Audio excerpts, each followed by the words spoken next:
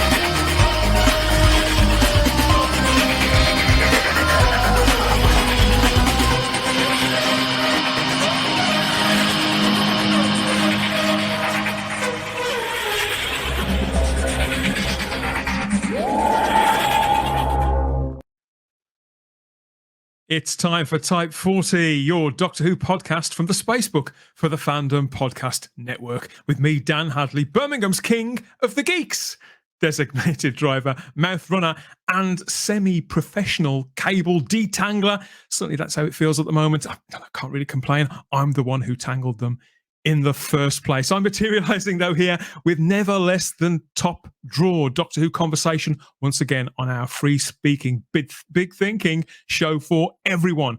That's whatever decade or century you started watching, reading or listening along to those ongoing adventures of our hero, Doctor Who. We talk about it all on this show, and who knows, there could even be a few laughs along the way. It's Doctor Who Podcast Day in the 60th anniversary year, so come and step into our TARDIS on Type 40.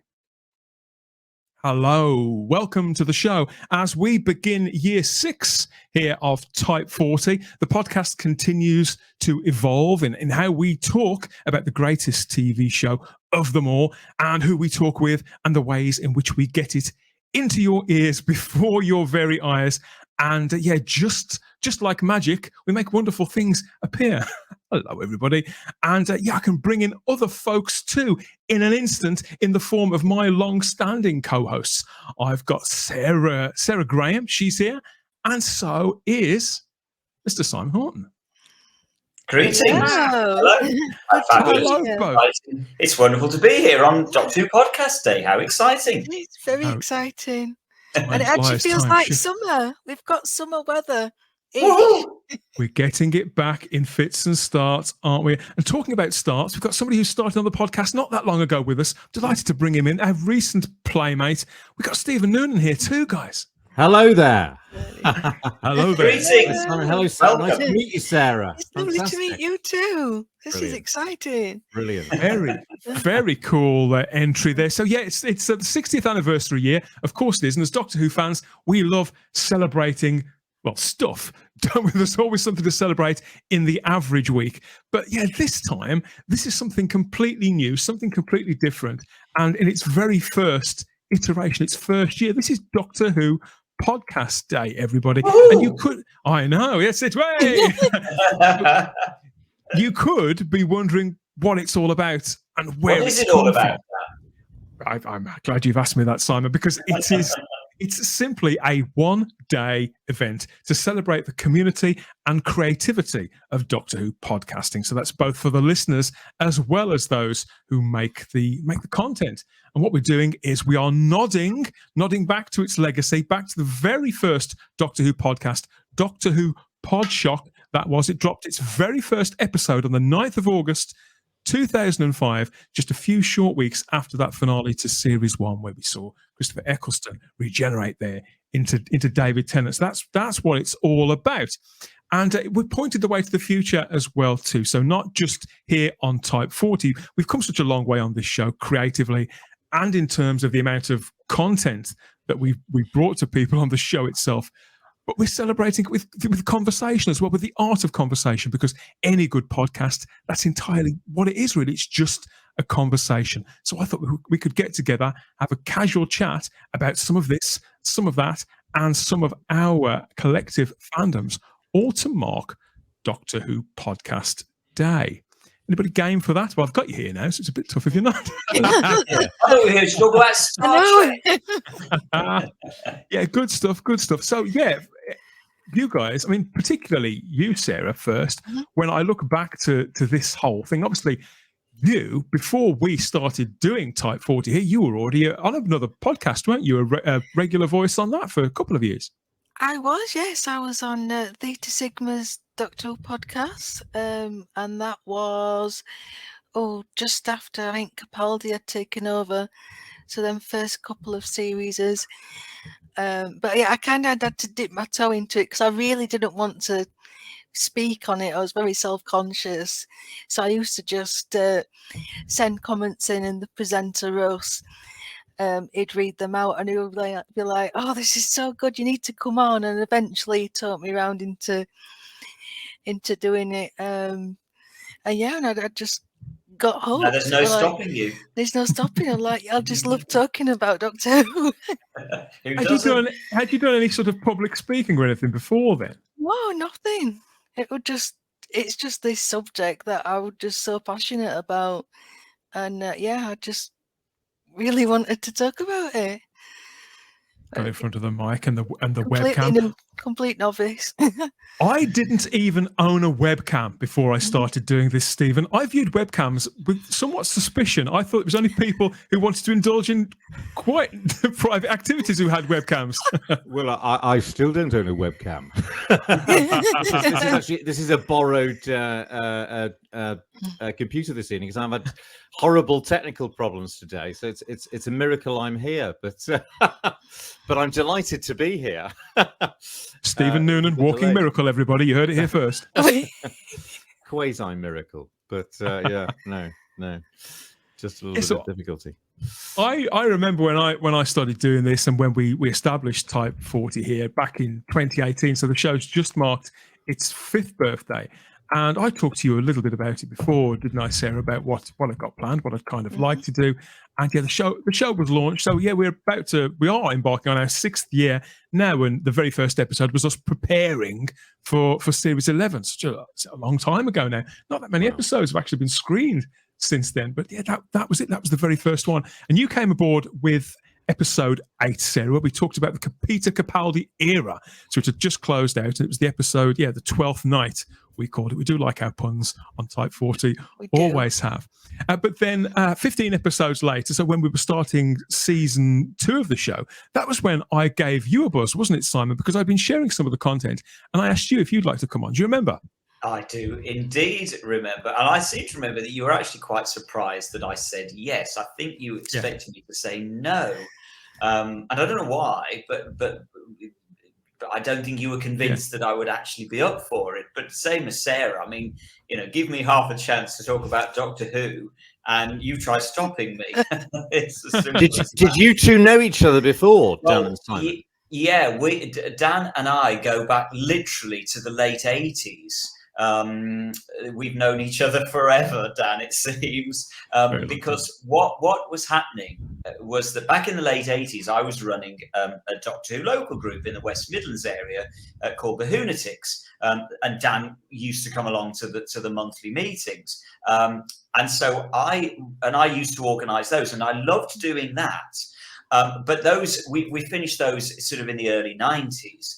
And so ever since then, I've always had this itch that I wanted to scratch to talk about Doctor Who and to do something Doctor Who related. And it's just never happened. So when Dan came along and said to me, would you be interested in doing podcasts? Immediately, that has become the release for me. That's become the replacement, as it were, for the meetings that I used to.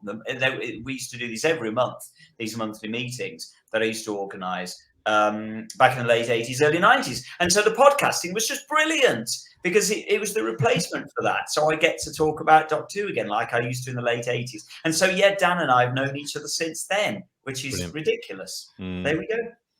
It was a curious thing. I don't know why I thought you wouldn't be interested. I think because you weren't the biggest fan of the Capaldi era on screen at the time, and obviously when I just sort of read your views about any episodes, I thought, God, this guy he's fallen out of love with the show. But when we got talking, we talked on the phone, didn't we? It became very, very clear to me that you hadn't at all, and that your feelings about it were about everything concerning Doctor Who were a lot more layered, and that you couldn't wait to talk about it either, whichever the subject was. And you've been so game on this show for I think that was 3 years ago then, wasn't it? Or maybe, no, it was 4 years ago.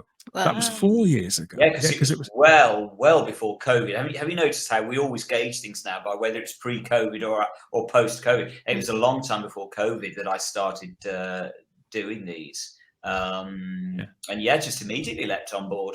And so what? It was between the end of Capaldi and the beginning of the Chibnall era. Is that when it all started? Roughly, yeah. So I put the show together with my co-creator Norman C. Lau and Kyle Wagner, who's still a producer and occasional co-host on the show too. So we put the show together. But once we put out that initial season 1, Norm, he moved on to other things, and so he departed. And Kyle said, well, look, I still want to put out Type 40, but will you take over and produce the entire thing as well as host it and do all that? So I took a little bit of time away. We closed out season 1. We had a couple of months away, and he said, but you're going to have to find people. You're going to have to decide who you're going to have this on to talk to, what you're going to talk about. And he said pretty much, okay, over to you. So I thought, well, who do I know? Who do I know that loves talking about Doctor Who? And that's sort of how it all came together. But a lot of the evolution of the show, actually, Simon, we're talking about the last 4 years that we've been doing this together. You've come up with a lot of the ideas or certain things that we've been kicking around. For example, you believed in doing video content, in moving over to video long before Norman did mention it to me right at the start. But I sort of said, well, I'm only just getting used to doing the vocal stuff. But you were a big believer in video, weren't you? And that happened. We evolved. We moved into video. And you've reminded me now. I completely forgot that the first few podcasts you and I did together, they were just audio, weren't they? We didn't do video at all. But no, I was from day one. I was like, why aren't you doing this video wise? Why isn't this going out on YouTube? But the other thing was, I don't know whether you can remember this, Dan, and maybe it was the same with you, Sarah. But some of those early shows, we literally didn't know I remember the one day you said to me, well, look, we were going to chat today. We're going to do a podcast today, you and I. But for some reason, whatever it was, the subject matter fell through. And you're like, well, should we just not bother doing one then? And I said, no, let's just do one on target. Yeah. Well, let's just. I do remember that, yeah. You remember? And we were very much sort of flying by the seat of our pants, just literally making it up as we went along. Just like, let's just do a podcast on that today. There was very little sort of pre-planning, if you know what I mean. We just we both got the afternoon free, hadn't we? And I think we both went and just raided some books, got we raided some boxes, got some Target books out, and just sort of got them out and started talking about them. And before we knew it, 90 minutes. It was one of the best ones we'd done as well with the Target, because then it went down the street. I got this Target book, and I can remember that one, and it was a fantastic. It was fun to do, and it was nice to sort of do those very sort of freewheeling kind of shows where we were literally making it up as we went along. We didn't sort of pre-think about it.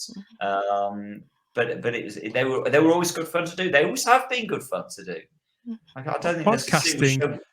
It's because podcasting is fun, and I think we obviously owe a huge debt of gratitude to the guys at Doctor Who Podshock who founded that show back in 2005. So I'm talking about Lewis Trapani, James Norton, and Ken Deep, and I'm happy to say that they have endorsed completely Doctor Who Podcast Day. In fact, here they are in London catching up. That's James Norton there on the right with Ken Deep holding proudly our banner there, the emblem for Doctor Who. That's the wrong colour police box. But we'll let them off. Ken was probably looking around for that all day, but it wasn't just the guys from Doctor Who Podshock who were there holding our colours. So were these characters. We've got Katie Manning there on the right, and Peter Purvis there, very proudly displaying the flag. Lovely to see. And I'm not so sure about this character though. He's you don't want to trust him, Dan.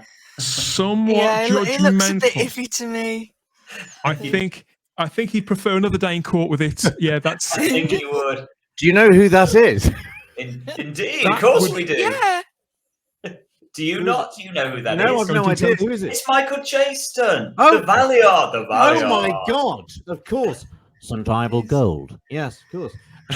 Sundial Gold. Indeed. Well, there's a blast from the past, Stephen. Well, that is the Valiard. I think you'll find, and he's demanding that we get another day in court adjourned for the time being before he gives his verdict. But Michael Jaston, he's a lot keener. Now I what, recognise him. I've got a very funny story about Michael Jaston, but I'll tell it another time. If it's going to result in court action. I've got two funny stories about Michael Jaston, but that's for another day. Okay. We will remind you. Now you've said it, you won't get out of it. Extraordinarily wicked sense of humour, Michael Jaston. I mean, quite cruel, but very, very funny. But I'll just leave it there for now. Let's move on. Okay. Oh yeah, he's not so sure about that. So yeah, we've got thank you to Michael Jaston and Peter Purvis and Katie Manning there, and then we've got more pictures as well there, more endorsements for Doctor Who Podcast Day, which is lovely to see.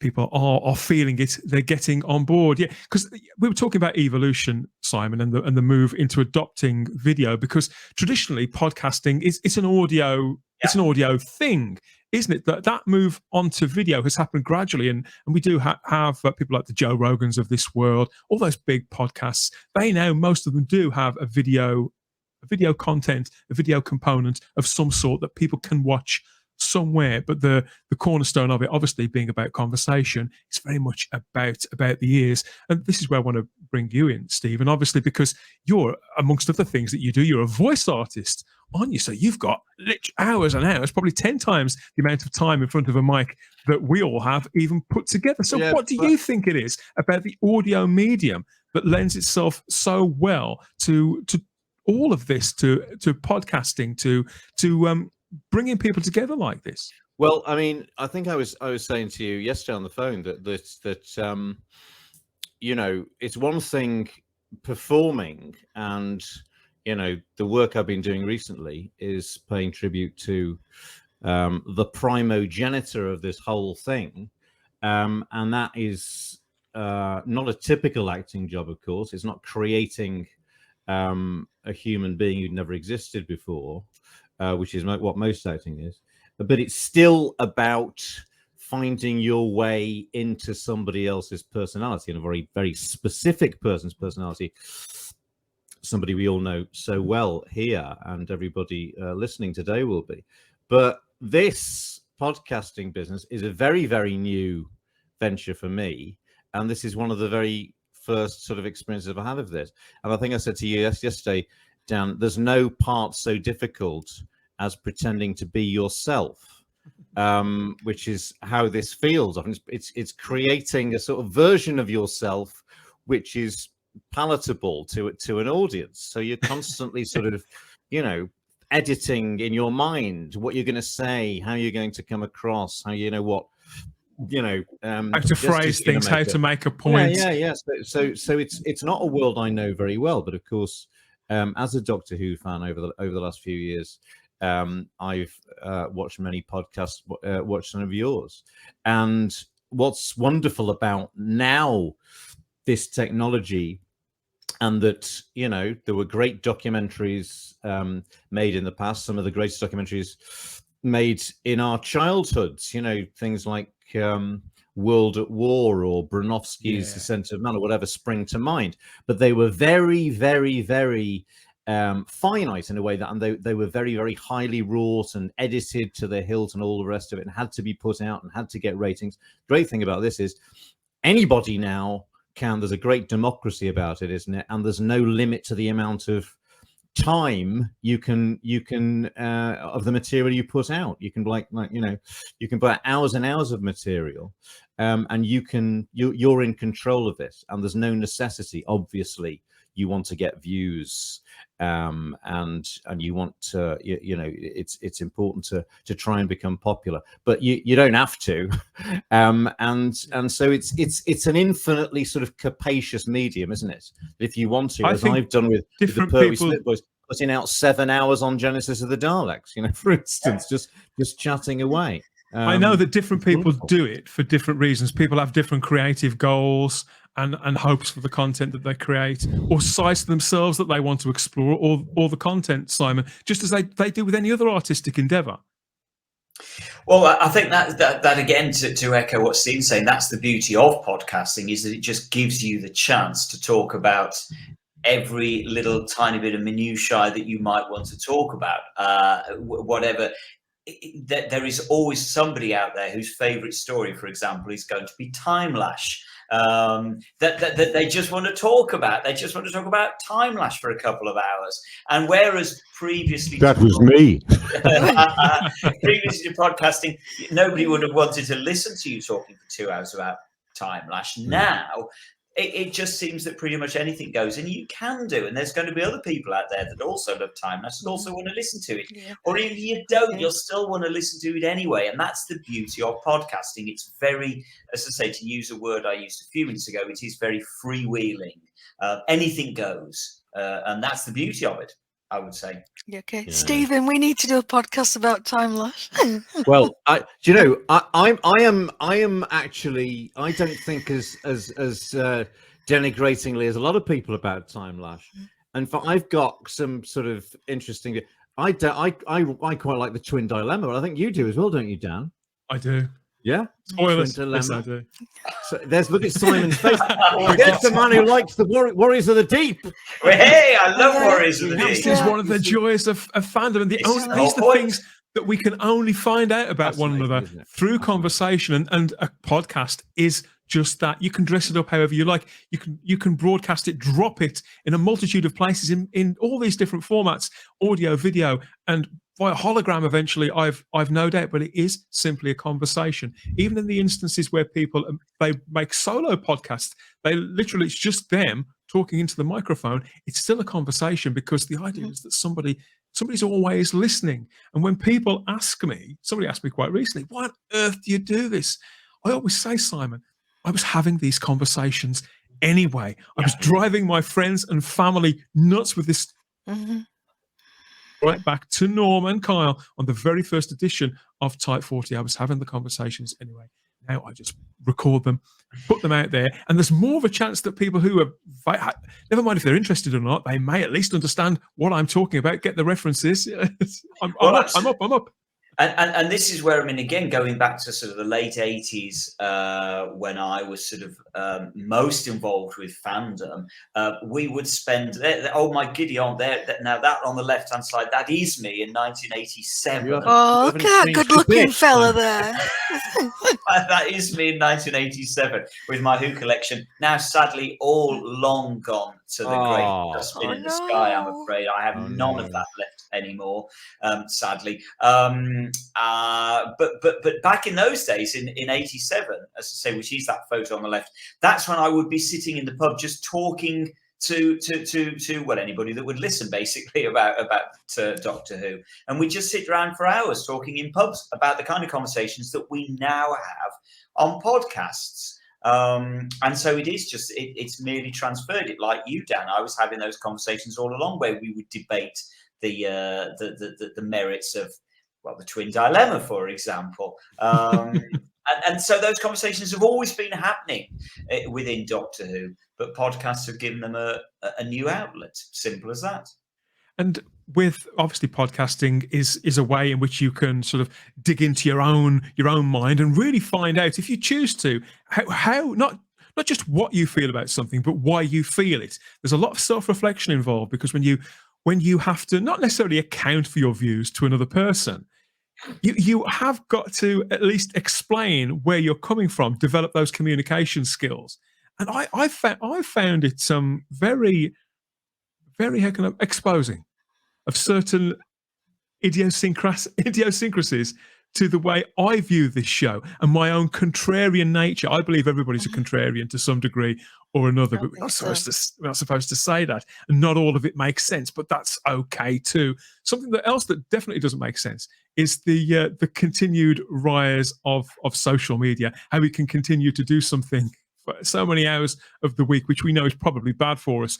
But in many respects, social media has got a couple of blessings, and one of which is that it can enable you to build friendships with complete strangers, because that's very much how I met you, wasn't it, Sarah? We met in around 2015, 2016, didn't we? Through social media. It was, yeah. And through the Peter Capaldi era, wasn't it? It was. It was 2016, and we were waiting for that trailer of Dr. Mysterio. Yeah. Well, this is it. The social media aspect. That was my Doctor Who club, because the Doctor had just come back. I'd not grown up with Who. There's no local groups near me, so I've not had the interaction that you and Dan have had, Simon. And so this was my way of being able to connect with other fans. Because a lot of my friends, they're not Doctor Who fans. They're not into, sci-fi or anything like that. I was driving my family up the wall. I needed an outlet. Dragging them all over the country, Sarah. Dragging them all up the motorway to get to various locations, maybe. Yes. That's not happening at all, is it? Yeah, I have very understanding relatives.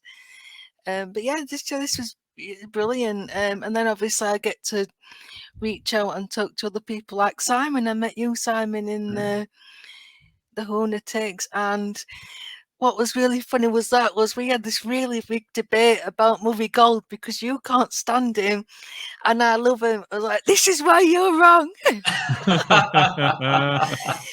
And I'm saying nothing. Now. And then we became amazing friends. So it's just funny. But that, of course, is the beauty of Doctor Who, that you and I, Sarah, can sort of have completely opposite views and still come out of it, as you say, as fantastic friends, because it doesn't matter. What matters is just talking about what your favourite subject, and that's the fun part of it all. It is. Well, diversity of intellectual diversity is as important as all other sorts of diversity. I think Yeah, absolutely. It's essential. And that's what makes life fascinating. If we all thought the same, it would very soon get very boring. If we all loved Time Lash, just imagine. And anybody out there who thinks that I've been really quite unfair on the guys there for springing old haircuts and fashion on them, I haven't spared myself. Yeah, it's been very much the same sort of story for me. I've been a Doctor Who fan, of course I have, all my life. And I met Simon back in the late 80s there when he was running the Whoniverse. And I was a member of several local groups in the area. We'll come to more on that later on, I don't doubt. And here's me at the Longleat exhibition there on the left, not long before it closed. They'd already had a fire on, and I was sporting a haircut, which that was the curtains look. I think I remember the curtains. It's a bit Jonathan 90s. Ross, isn't it? There, it is. Yeah, it is more than a little Jonathan Ross. I rocking the double denim as well. Not many Hey, people that's can pull that off. That's coming back, Dan. That's coming back. You Is it can get really? that out again. I'm just wondering what that Tupperware box is that you brought. Were you going to recreate the Hand of Fear or something? That's exactly what I was thinking. It's Eldred must live in there, isn't it? Now, the Tupperware box, it's actually there. It wasn't mine. It hadn't got my lunch in or anything like that. If you look inside, you can see it's half full of water. So what it was is there was a leak from the roof of the police box. And so the organisers had put that there to catch stray water. Bless. Do you know, just going off on a tangent for about 3 seconds, I was reading recently that police box at Longleat, of which I have the happiest memories, is a listed building. And so they're not able to pull it down, which is why they keep on painting it white and trying to incorporate it into whatever that happens to be at Longleat at the time, because apparently they can't pull it down. So I'm told. I don't know. Wait, I need to investigate that particular little fact. I think that we could all end up getting listed status, couldn't we? Doctor Who fans. To go back to that Tupperware box, I've just remembered that the hand went missing during the recording of episode 2. So now we know where you stole it, didn't you, Dan? When you were but probably about the age of 3. Well, how old you were in 1976? Yeah, I was trying to return it to the exhibition back in 1998. So I know exactly when that was too. It's one of those things that just stays with your memory, because I'd always wanted to go to Longleat. It was quite a distance away. Was that your first visit then, Dan? At that my first and only visit to Longleat. Wow! But at least you got there. At least you got there. I got there in the end. And heaven knows which destination we're heading for as this conversation continues. What we're going to uncover later on, whether we can tease at least one of those Michael Jason stories out of Stephen Noonan. I think we're maybe not. I just before we go on, I got this just for you, Simon. Don't know if you can see this. I can see it indeed. Belle the Belle Owl Weetabix card that he was talking about. Why it was actually part of a collage that I made about 2 decades ago. So I pulled it out of it to show you because brilliant. You're saying it made you. Happy days! And it says, gorgeous. "Help from Belle Owl, take an extra go," was what happens on the game if you. Those Weetabix cards. I mean, again, we're talking about fandom. Well, those were absolutely key to being a Doctor Who fan back in the late 70s. They just were. They were just like gold dust. Those Weetabix cards, weren't they? Yeah. Yeah. And I was the first one. There's Sarah from the first one. The first set. And there were some misspellings on some of them. On the what should have been either Islia or Azaxia, because it's clearly not Slar, but it says Sal, S-A-A. Yeah, they got it. So for years I thought he was called Sal. But on the top trumps cards, the Sea Devil and the Ogron were the wrong way round. Correct, they were. Which was so intensely irritating. Yeah, it was. I remember that so well. Oh, happy days. Happy days. This is what they want. Please like the video if you haven't already. Subscribe to the Type 40 channel and hit the cloister bell to get all the notifications about what's coming next. I want to see the collage. And it's coming. Oh, the collage. All this good stuff. Right. That's upstairs. Another day. I'll put it behind me. Another podcast, another show. Yeah. Another keep teasing them. Keep teasing them with the gold, everybody. All coming up. All coming up here on our podcast day. On our God, I'll have to edit that. All coming up on our Doctor Who podcast day episode right here. And if you'd like to do some real-time traveling of your own, each and every edition of this show, past, present, and future, is just a tap or two away on the device of your choice, only if you know where to look. We're really proud of the playlist full of reviews, previews, interviews, geek outs, and deep dives with all our regular panelists and some pretty awesome guests. There's something for every fan over at type40.podbean.com. More about that later on, as well as a couple of minutes where we will make contact with that matrix of all knowledge that we call the Fandom Podcast Network for a word about all the other treats for the ears on offer from all the other shows over there. Okay, yes, so fluff the pillows, check your settings and your mic, your mouth, put your feet up if you like. Let's compare some notes here for Doctor Who podcast day itself, everybody. What secrets are we going to uncover? Any more collages? Any more fan art? We're going to find out right now.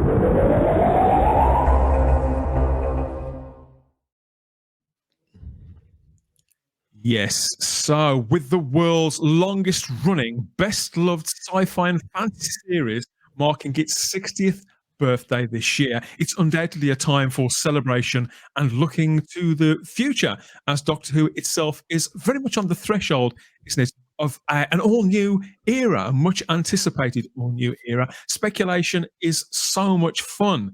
This is popular culture after all. It's all part of the deal. It's not something that just happens in isolation. I think we're part of that exchange, but so is reflection and reminiscing. Each of those things are probably the cornerstones of any conversation that may take place whenever the time and space coordinates of more than two Doctor Who fans sort of collide. Conversations tend to hit certain beats, but in the breaking heat of chomping our way through the nuances of the Blinovich limitation effect, or the finer details of unit dating, or the events of the last great Time War, how often do we stop and consider what brought us here in the first place? Who are we? What would we be without this show? And what is it about this decades-old serial just for families on a Saturday evening that has inspired and compelled so much adoration in us? So yeah, Doctor Who Podcast Day in the 60th anniversary. It seems a fun time to take a casual roam around, if such a thing exists with Doctor Who fans. Do we have casual chats? It can all seem so desperately serious, can't it? But yeah, this is an ideal opportunity, Simon. Now, I've been a Doctor Who viewer practically all my life, and a fan. I counted myself as a fan just a few short years into that, really. The series has, with the exception of my own children, brought me more pleasure than literally anything else that I can think of over the decades. And I think anybody who's heard more than one or two episodes of Type 40 may have heard me say that I don't do guilty pleasures. That goes times 10,000 when it comes to Doctor Who. I'm very proud to be a Doctor Who fan. Are you? Oh, I'm very proud to be a Doctor Who fan. There was a time when I wasn't proud to be a Doctor Who fan, back in sort of the late 70s, when I was really just obsessed with the show. It wasn't something that you really talked about much. I remember there was one other friend at school who was a Doctor Who fan, and that was it.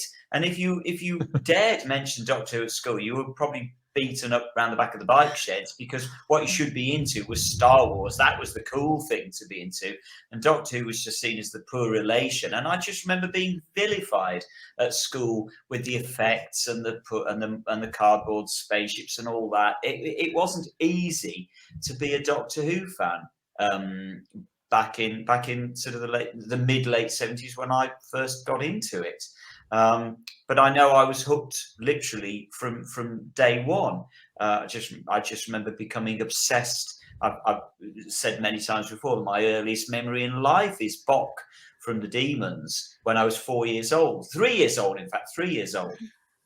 And I got hooked ever since then, and it's never it's left me. I think we all have these periods, don't we, where we sort of fall out of love with Doctor Who a little bit. But it's one of those things you just can't help. Just you never lose your love for the show, I don't think. However much we might go through periods when it's not our favourite period in the show. But I think in terms of my life, and I don't know if you've had this experience, Stephen, but what I've found is that obviously it hasn't always been my top priority. It's shifted in terms of what I've had going on personally and professionally, and in any one of a number of things. When you've got people that rely on you and things that need to get done, sometimes other TV shows and things come along and get your attention, or there's music and other aspects of popular culture. But I think if I look at where I am now compared to who I was when I first found the show, or when it first found me, what I'm aware of now is that the Doctor Who side, to me, it's not solely about what's on television anymore. It's something much more interconnected with me as a person. I seem to be informed by it, not just my tastes in TV, but almost in a moral way as well. Interesting. Yeah. I think that similar to Simon, I became completely and utterly hypnotized by it, fixated by it, terrified by it, excited by it like nothing else. I think by the time, so let's say by the time we get to Tom Baker's first season, when I'm 6, 7, and so you're old enough by that point to start following the plots, following it intellectually as well as just intuitively or whatever it is in terms of the effect it's having on you. Before every episode of season 12, there was a Tom and Jerry cartoon, right? Yeah, there was. Every there was, different times in the show there'd be a different show before it. Basil Brush a lot in John Pertwee's time, and a certain unmentionable show at other times now. But that was very, very specific memories of the Tom and Jerry being on just before Doctor Who. I remember thinking at that age, I thought, I want everything on the TV to be either Doctor Who or a cartoon. It was almost the only sort of live action program with actors in it that I really, really gave a S about. And by 1977, when the Who's Doctor Who documentary was made, which I was in hospital, unfortunately, for my parents taped it off the television, and so we've just had Talons of Weng Chiang. I was completely and utterly and probably pathologically obsessed by Doctor Who, by the Pertwee years, which had been in my smaller childhood, and the early Tom Baker years, and fascinated and determined to find out. I remember I joined DWAS at that time, Doctor Who Appreciation Society, and I'd been going around telling everybody that I knew everything there was to know about Doctor Who. 1973 Radio Time special. That's really funny, Stephen, because you just reminded me of something I used to do at school. I used to challenge people at school. I used to say, ask me any question about Doctor Who. I guarantee I'll be able to give you the answer to it, because I thought the same as you. I knew everything about it. Exactly. Oh, well, of course, I soon discovered that having the Radio Time special was just the tip of an enormous iceberg of knowledge. And then there was somebody said there's a lad called John Murphy on the comment, said, "Oh, there's a lad down Prince's Boulevard who's a bit older than us. He's a Doctor Who fan. Gary Andrew Swanich, his name was. He had GAS on a cap he had on his head all the time. Yes. And he remembered. He remembered, towards the end of Trout and stuff, and he could do Dalek impressions that were pre-Roy Skelton, and he was very, very dismissive of things like Brain of Morbius. This is recent stuff. No. There's nothing on Tomb of the Cybermen or whatever it was, And he had all sorts of arcane knowledge. And then I think it was what it was called, the Doctor Who Appreciation Society quiz of 1977, had all these questions which were completely and utterly mysterious to me.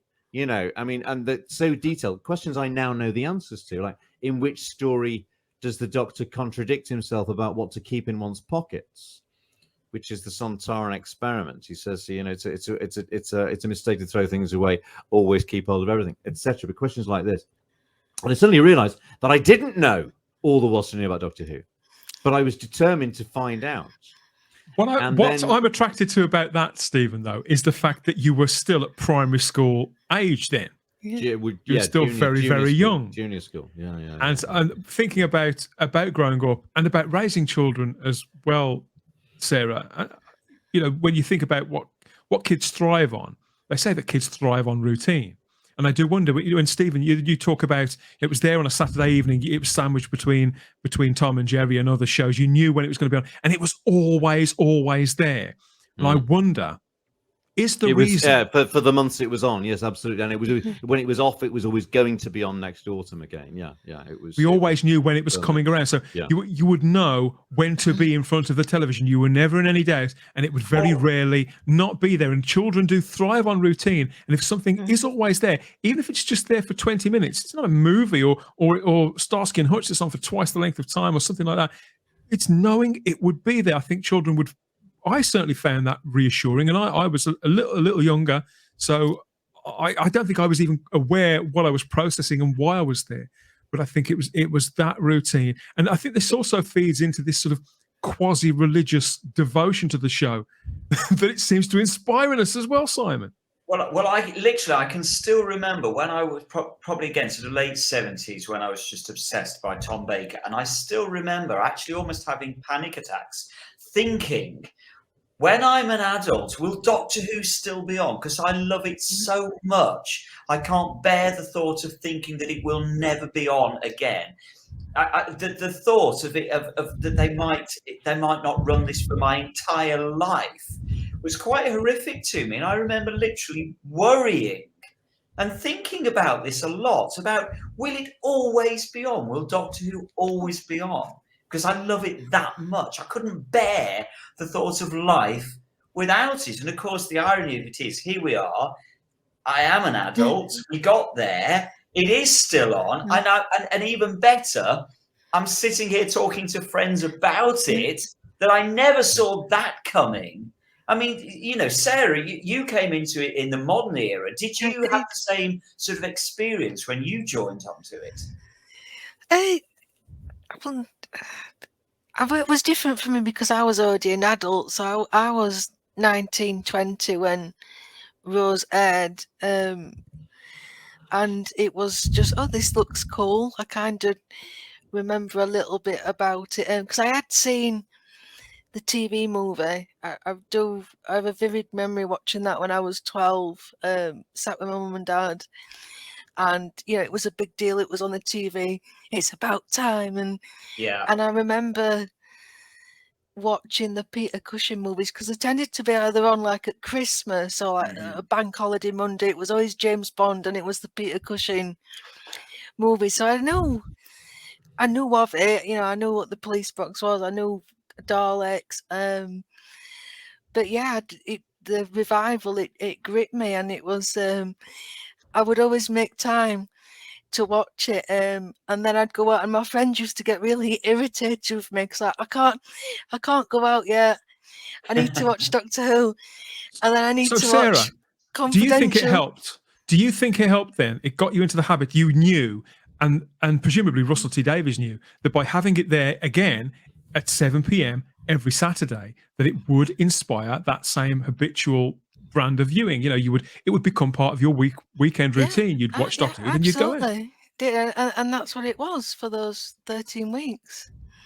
That was my routine on a Saturday. And then what I would do, because I was at university at the time, on the Sunday I would go to my nan's, and then I'd watch the repeat on BBC Three and watch it with them. So you'd got your whole weekend sort of marked by a routine. And by doing that, if people know, particularly when you're establishing, for all intents and purposes, this was a new show, but knowing that if people, oh, what was the title of that show that I saw last Saturday? I'll see if it's on again. Putting something in the same place every single time. It's not rocket science. It's grassroots television scheduling, isn't it? To expect something to be there where you found it last time, because not everybody takes a program guide or the equivalent. In the present day, people just think, oh, what was I doing last week? Oh, I'll make a mental note. We all say that, don't we? I'll make a mental note to catch this or catch that. But that of course, that again is the whole thing about Doctor Who in the kind of pre catch-up TV age. Certainly for us throughout the classic run. Up until sort of the late 70s, you either caught it or you didn't, and if you didn't, it was gone. And there were episodes of Doctor Who that I missed, that I never ever thought I'd see again. I remember being mortified that I missed the last episode of Horror of Fang Rock because I never got to find out what happened at the end of it. Destiny of the Daleks was the same. I missed the end of Destiny of the Daleks. Never knew what happened, and I never thought I would know what happened. And okay, you could read the Target book, but it still wasn't the same as actually seeing it. And there was something really, you know, I remember crying as a child, knowing that we were going to go away for the weekend and I was going to miss an episode of Doctor Who, because it comes back to what you were saying, Dan, about this sort of quasi-religious thing. There's something about Doctor Who that gets into you that is more than just your regular TV program, that just really means so much to you. The thought of missing it in those days was just utterly unbearable, and the thought Doctor Who at 5:45, church 9 a.m. Sunday morning. It's exactly the same stuff. But interestingly, I can also remember in the sort of in the Pertwee days, I remember. And this was at the point I was really getting into it. And the thing that was before the Pertwee episodes was the football results. And I just remember these football results being interminable. They would go on and on and on. And the more they went on, the more anxious and nervous I got about the episode that was coming up. The closer these football results seem to go on forever. You know, Everton. Yes, I remember the feeling. Sheffield Wednesday 2, and it would just go on and on. I longed to reach into the television and turn that biddy printer so it would move that little bit quicker. Correct. But there was something about that gave the episode itself this huge countdown feeling that we were getting closer and closer, and you were willing it to come. And I'm sure that part of that actually was then what fed into making me love Doctor Who, because it was the anticipation and the desire to have the episode coming at me, and it was still going through the football results. And I'm sure that was part of what made me love the show, was just the build up to it somehow. I'm getting the same anxiety feeling now, just you talking about it and talking about the football results. I felt true, isn't it? It was there. When you hear, you know, West Bromwich Albion 3, Wolverhampton Wanderers 0, and it goes on, and you're getting more and more anxious. Or it could be that. And then there was the music for the Look Northwest News, which I would love. I haven't heard since 1974, but I don't know if there are any recordings on YouTube that exists. I've looked and looked for these things. But the last song that Basil Brush would sing at the end of with Mr. Roy, you know, and you feel that mounting anxiety. Yeah, and I'd say to my mum, "What time is it?" And she'd say, "It's 5 o'clock." It's only about 5 o'clock. You knew it because it was always, until late into Tom Baker, it was always sometime between 5 and 6. It was going to be 5:15, 5:20, 5:45. So you knew that, you know, and the football results is about 4:45, I think. I remember could see the clock on the wall and could see it ticking round to whatever it was past 5, and it was just so thrilling and exciting, like nothing else in your life. Literally like nothing else in your life. It was exactly like that until you both described it. I'd forgotten how it felt, and I transported you back 4 decades. There is, you know, as a child, there was nothing that filled me with that degree of excitement and thrill, to the extent where my heart would beat faster. And I still don't know to this day, was it because I was frightened of the program, which I was frightened in those days, or was it just the sheer thrill that I loved Doctor Who that much that it was just ecstasy for 25 minutes each week, just sheer ecstasy. And there's nothing in my life that has thrilled me in the same way. I think there's no high like being frightened. You know, I mean, you know, thinking back now to, like, you know, the very first, you know, when the Sea Devils episode 2, when I didn't know it was real or not. I mean, Mum remembers she was trying to explain to me that it wasn't real, and because she loved horror and sci-fi things, so she was sort of an ally, and she would describe. She did this amazing ability to almost do what do you call when people who make films, storyboarding. She could describe. She could storyboard. She would give me the whole sort of scene by scene breakdown almost of the 1950s Fly, you know, the first one, or Rear Window, or Psycho. And so she knew why I liked Doctor, because she had a similar sort of sensibility, and explaining to me it wasn't real. But there's that sort of interface when you're that young, and we were very young, 3 and 4, when you don't know it's not real quite yet. Oh, absolutely. And it is, and you can understand, you know, in their defense, people like Mary Whitehouse or Nigel Neal himself saying is this a responsible thing to do, to present something so extraordinarily, vividly horrific to children over their fish fingers on a Saturday tea time, you know? But Sarah must have a completely different experience, because you fell in love with it, you say, as an adult, and so you didn't have that visceral fear that we had as kids. So what was it about it that you fell in love with? I think Rose had a lot to do with it, because we were seeing it from her perspective, and you know, she's just an ordinary girl working a shop, very average life.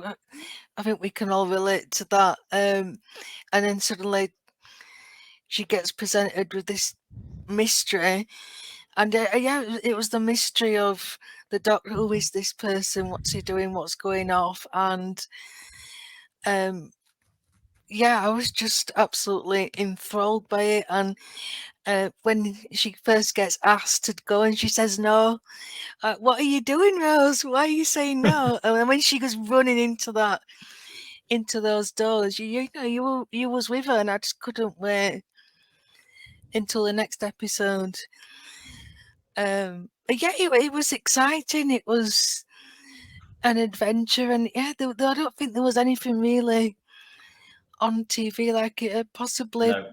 and there was Buffy around, but you know, that's a different genre. This is a conversation that I had with a friend of mine who was watching. He'd been anticipating, looking forward to the certain failure of New Doctor Who in 2005. I was there. I was quite cautiously optimistic throughout 2004, the previous year, and he'd been watching me. This guy that I used to work with, and he'd been watching me get more and more excited. And my God, coming down of the writers are Paul Cornell, Mark Gatiss, all these people who are good writers, Rob Shim, all these people. And so I thought, God, it's really happening. This could be. But he was there going, this is going to fail. This is going to be so funny because this is going to fail. It's going to fall flat on its face. And the fact that it didn't, and the fact that it took off and that it reached people, it wound him up so much. Oh, but really? even he, in the end, had to back down and admit he'd been totally seduced by it.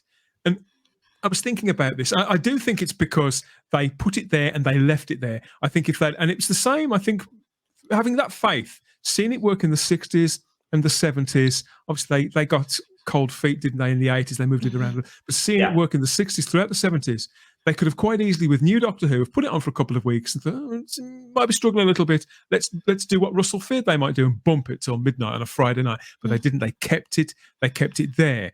And I think that when we look at TV scheduling, you've got to leave things in a particular place for several months. Give them time to build that audience. We've talked before, Simon, haven't we, about TV scheduling and about the nature of habitual TV watching. The soaps are in people's homes 3, 4, sometimes 5 times a week. And people, undoubtedly, there are people who do look forward to watching the soap. They've been at work all day, or they've been with the kids, they've cooked the tea, they've put the kids to bed, they make a hot drink. This is time for me now. They hear the theme tune to Corrie coming on, and they want to be in their spot at that time. And it's habitual in the same respect. But do they get that same level of anticipation? No. I don't see it somehow. I've known lots of people who love those kinds of shows and dramas and all those things that do sort of more visceral programs, compelling stuff that captures people in a moment. Things like Broadchurch had its moment, Downton had its moment, all those things. And yet they haven't got that compulsion with Doctor Who. I know we're talking about children, but before, when we talked about your growing up in the 70s, Stephen, but I see that, I recognize that in the adult me in the noughties, and I have to be honest, even right the way through the Moffat era, I still see that in me. But you've described it to me, Simon, in the past as it's because people don't watch Doctor Who in a passive way. Yes.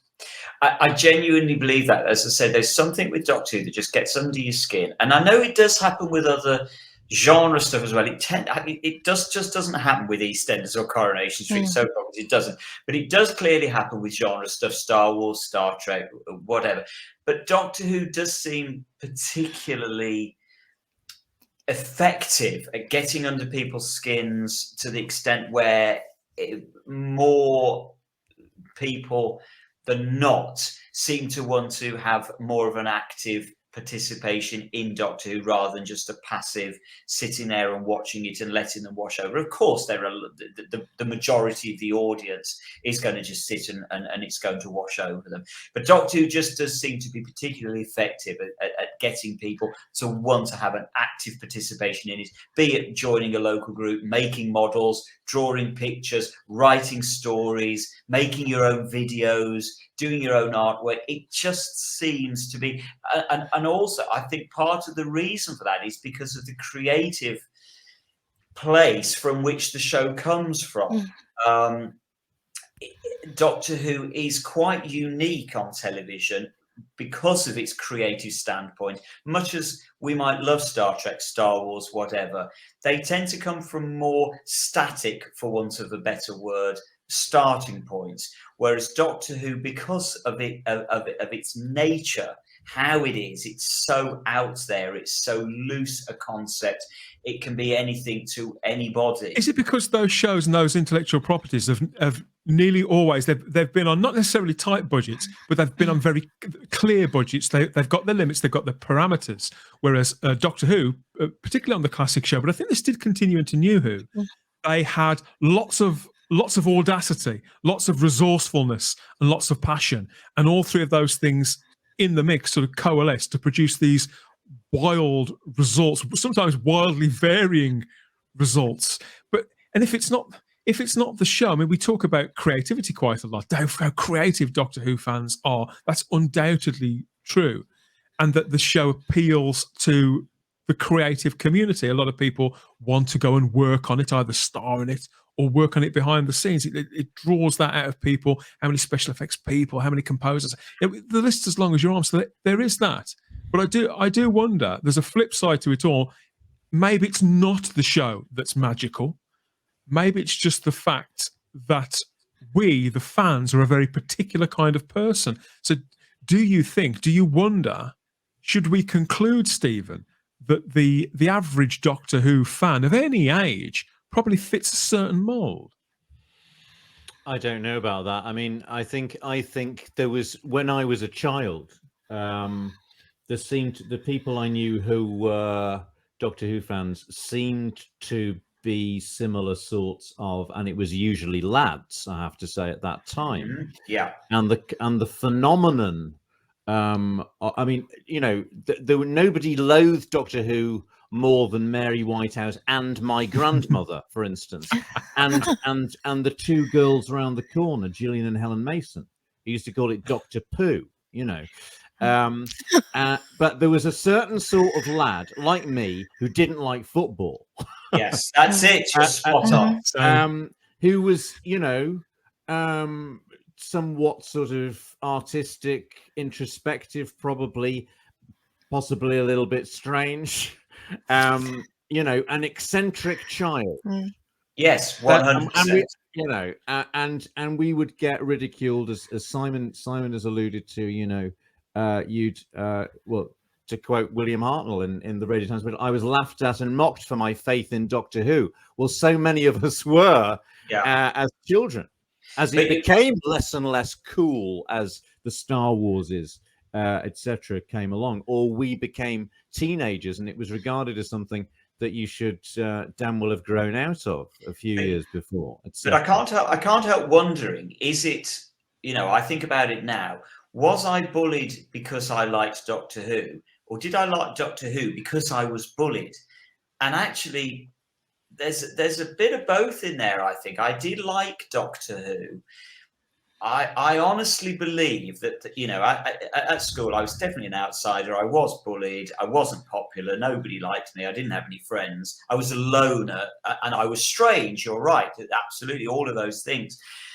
And I think I saw a kinship then within the program itself, because the program it's about a loner. It's about a strange loner. It's about strange things. And I genuinely do think that I saw some sort, subconsciously, of course, at that age, I saw something of myself in the show. And I think I found some sort of solace in this strange world for half an hour once a week, where I suddenly felt a bit more at home and a bit more where I belonged. Whereas I've been bullied through school for the rest of the week, for the preceding week. I do think I fell in love with Doctor Who partially because I was unpopular at school, and it appealed to me somehow. I was always very fortunate in there was always one other boy in my class who was similar to me and liked Doctor Who in the same way as I did. First one was Jonathan O'Brien, Nicholas Wood, Matthew O'Shea. There was Andrew Stubbing. It was bizarre. It was like that we'd sort of been sent for each other, you know. And I'd have my sort of Doctor Who, you know, soulmates each time. Because I was sort of tended to be, there was a strange kind of tolerance of eccentricity in the part of Merseyside I was in. And in our school, and also because I mean it's often been said, isn't it? People who can do sort of put on voices and everything, they get a sort of pass card by being funny. So there was a sort of eccentricity which I used to play, which I'd get away with, you know. But of course, it would be dangerous at times, and it's very dangerous on Merseyside to declare your aversion to football. You can be stoned in certain parts of Liverpool for admitting to not no affiliation to any team at all, you know. But you know, yeah, it was. I think it was at that time a program for eccentric. Weirdos, male eccentric children. Then there was a phenomenon I noticed. There was a woman who used to come round to collect my grandmother's insurance. I know no idea how this worked anyway, but that was what I was told. She came round to collect some money, and I was doing. This was 1984, and I was doing some Doctor Who ink drawings on the dining room table, and it was a picture of John Pertwee as a matter of fact. I'll go upstairs. I'll show you another time. And she mentioned, oh, she said, what's that? And I said, oh, it's a Doctor. She said, I love Doctor Who. I went, what? This is 1984. Yeah. She goes, I go, really? She goes, yes. She said, well, but you see, I did like him in All Creatures Great and Small. And then of course, I thought, oh, of course. Yes. It's Tristan Farnham that you like. And now he's in Doctor Who.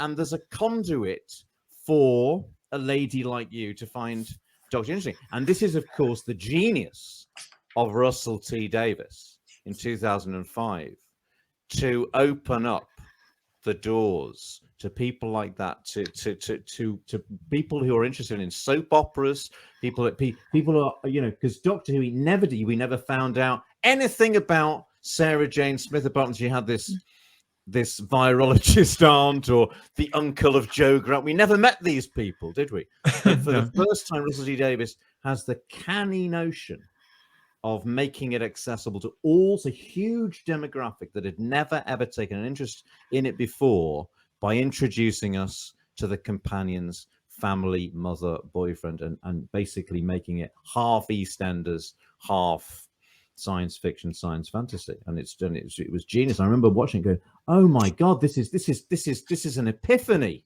and seeing these audience members sort of coming on board for the very first time. All it really needed to do that was a certain measure of human interest drama, just stepping into that world a little bit more. Amazing. I believe it never really went kitchen sink, but it was just enough. Never went full kitchen sink, no, of course not. But it was absolutely just enough to get a whole new audience who'd never taken it. Like Nick Briggs's mother, who did everything in her power when he was a child to stop him watching it. She watched Rose. About that, She watched Rose, and she said, "Oh, this is the sort of program I think I could watch." Yeah. You know, really, and that's how clever. That's how clever Davis was in 2005. Yeah. Right. Yeah. Well. Yeah. It definitely worked. We'll have to get Nick on for a chat at some point. I mean, if it's true that Doctor Who does appeal to the outsiders and the slightly strange people, yeah. What happens when what happens when the outsiders, because I think this has happened certainly since the Russell T Davies era. I don't think it's necessarily the Russell T Davies effect. I think it's a combination of things. But what happens when the outsiders become the insiders, Sarah, of their own community? Because we may live in the social media age now, where we can connect with people and who share practically any interest, hobby, or practice. We can connect with them instantly, can't we?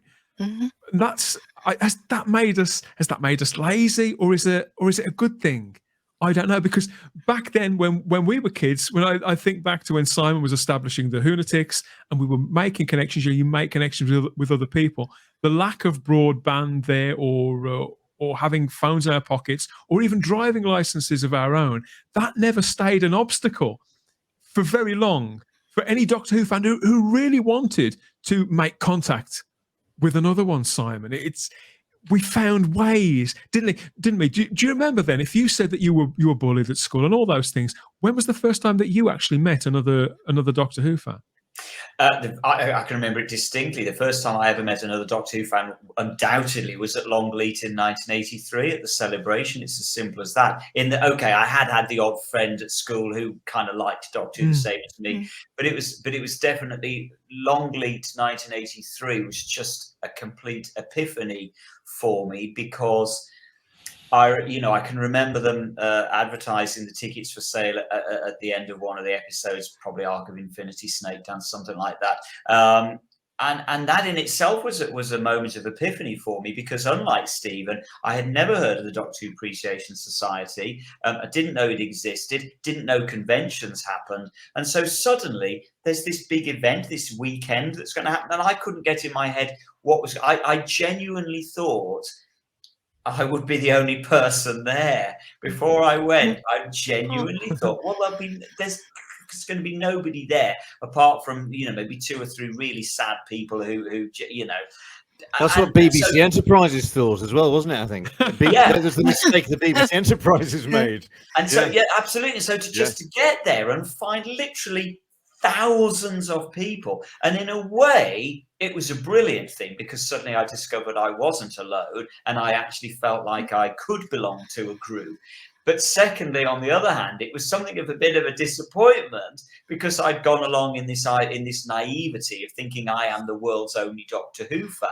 And so I'm very important in some way, suddenly discovering that I wasn't at all important. There were thousands of us. So it was a double-edged sword for me as a 15-year-old at that time. It's funny you should say that, because I remember watching the television in 1985, and I think it was something on Children's BBC. An announcer said, if you're a Doctor Who fan out there, then Colin Baker, he'll be appearing on Saturday Superstore, and he'll be there with his companion Nicola Bryant to take your phone calls. And I thought, well, I'm the only Doctor Who fan in the world, it seems, so I'll get straight through. I didn't think there'd be a problem. So there I was, Saturday, and I looked forward to it for 2 days, I think it was. And Saturday arrived, and I tried phoning Saturday Superstore, 081 811 8055. Blimey, I still remember the number. Yeah. I was phoning it on repeat. Yes. Thinking, why am I not getting through, Stephen? Because I'm the only Doctor Who fan I know. There can't be anybody else. And of course, they were booked solid there with callers, including Ian O'Brien, who's been on the show. He got on that. Did he? 1st of October 1976. I had exactly the same experience trying to ring Tom Baker and Elizabeth Sladen that morning. Convinced I was going to get through. 018118055. We all know the number. Surely Noel Edmonds going to be pick up any minute now. I was astonished. I was appalled. You're feeling it then. You're feeling it. And then a few weeks later, Louise Jameson couldn't get through. Oh my God! I've just remembered boasting to my friends at school on Friday that I was going to speak to Colin Baker that Saturday as well. Really? I was only 10. But Sarah, it's strange. It's different for you because it just was hugely popular in 2005. It was just enormous. You must have been aware that you were one of many, many, many fans in a way that we weren't aware of that. Yes, I know. But lots of people watched it, but it didn't feel like anybody really cared about it as much as I did, because I never stopped going on about it. And then that summer, there was a Doctor Who exhibition at Brighton on Brighton Pier, and Yeah, they'd I got the remember it. costumes. And I took my little nephew with me, and it was just incredible. Like, wow, there's all these people. It's lovely, it just like me. And then they've got the merch, and obviously there wasn't a lot of merch at that time for New Who. But they got everything else. There were books, there were DVDs, and I was just overwhelmed by what was there. I didn't have a clue on this wonderful man, and I wish I knew what his name was. This lovely gentleman took pity on me, and he started asking me about, what stories did you enjoy? And I said, the Autons one and Dalek and Parting of the Ways, and we went through, and he selected Terror of the Autons and Remembrance of the Daleks, and that's how I got into Classic Who. And he was so lovely, and we were talking for ages, and it was wow, new person, come join, come join Doctor Who. Bonding. It is funny. It is funny, isn't it, where you have that clear memory of meeting a Who fan for the first time. Funnily enough, I can remember at going back to Longleat 83, I remember talking for hours on a similar level, Sarah, to somebody. I'm sure her name was Eileen, but I can't really remember. And again, I've forever regretted why. Back nowadays, you just connect with them on Facebook on your phone straight away. But I don't know where she is now. I remember her sharing her cheese and onion sandwiches with me while we were waiting for Tom Baker to come out on stage. And we talked and talked and talked. And it was just brilliant. You're right, Sarah, to sort of find that you can actually connect with people and find a like mind, find kindred spirits. It's as simple as that. Simple as that. How about you, Stephen? When did you meet another card-carrying Doctor Who fan, whether they were a member of the Appreciation Society or not? Well, I think I've already said that right from being at infant school at St. John's infant school in there was another kid, Jonathan O'Brien, who was I was in Miss McNeilis's class, he was in Mrs. Kelly's class, and he was a very naughty boy. And he'd actually accused Mrs. Callender, the headmistress, of being a terrible pianist publicly in the middle of assembly, at the end of assembly. And she was like Les Dawson, but not for comedy purposes. She just couldn't play. And he so he was known as somebody who was sort of a bit of a ne'er-do-well. But I discovered, somebody said, oh, he likes Doctor Who as well. And he had a copy of the Radio Times 1973, which this is round about, season 11 time, sort of Time Warrior Invasion of the Daleks, Death to the Daleks. And he had it I remember having it at the playground, and all these other kids crowded around him, and I was trying to get to see it. I remember looking over his shoulder. I remember the page it was on was the page with a photograph of Annika Wills and Michael Craze being chased by Cybermen. And that was, I remember looking over and going, it was just like he's got the Holy Grail there, And then, cut a long story short, it was a long, long time, we became friends and became inseparable friends. And he was like a very strange child like I was, but he knew about all sorts of other things. Like he knew about Gothic horror, and he had an older brother, Mark, who let him stay up and watch the late night horror films. So he had all sorts of knowledge about Hammer horror and Universal horror films and other areas, which all sort of was feeding in, of course. And then we left that school and went on to the same junior school, Red Court. It was a wonderful Gothic folly. At the time of the early Hinchcliffe story, the Hinchcliffe stories were in this extraordinary Victorian building, which was rather like the old Priory or Chase's Mansion. I'll show you a photo of that place. But and so it was just one of the he had this. He was allowed to. He was telling me about these films that were on late at night, and that the program at that time, of course, as we all know, was dealing with Gothic horror and this was sort of branching in my sort of reading.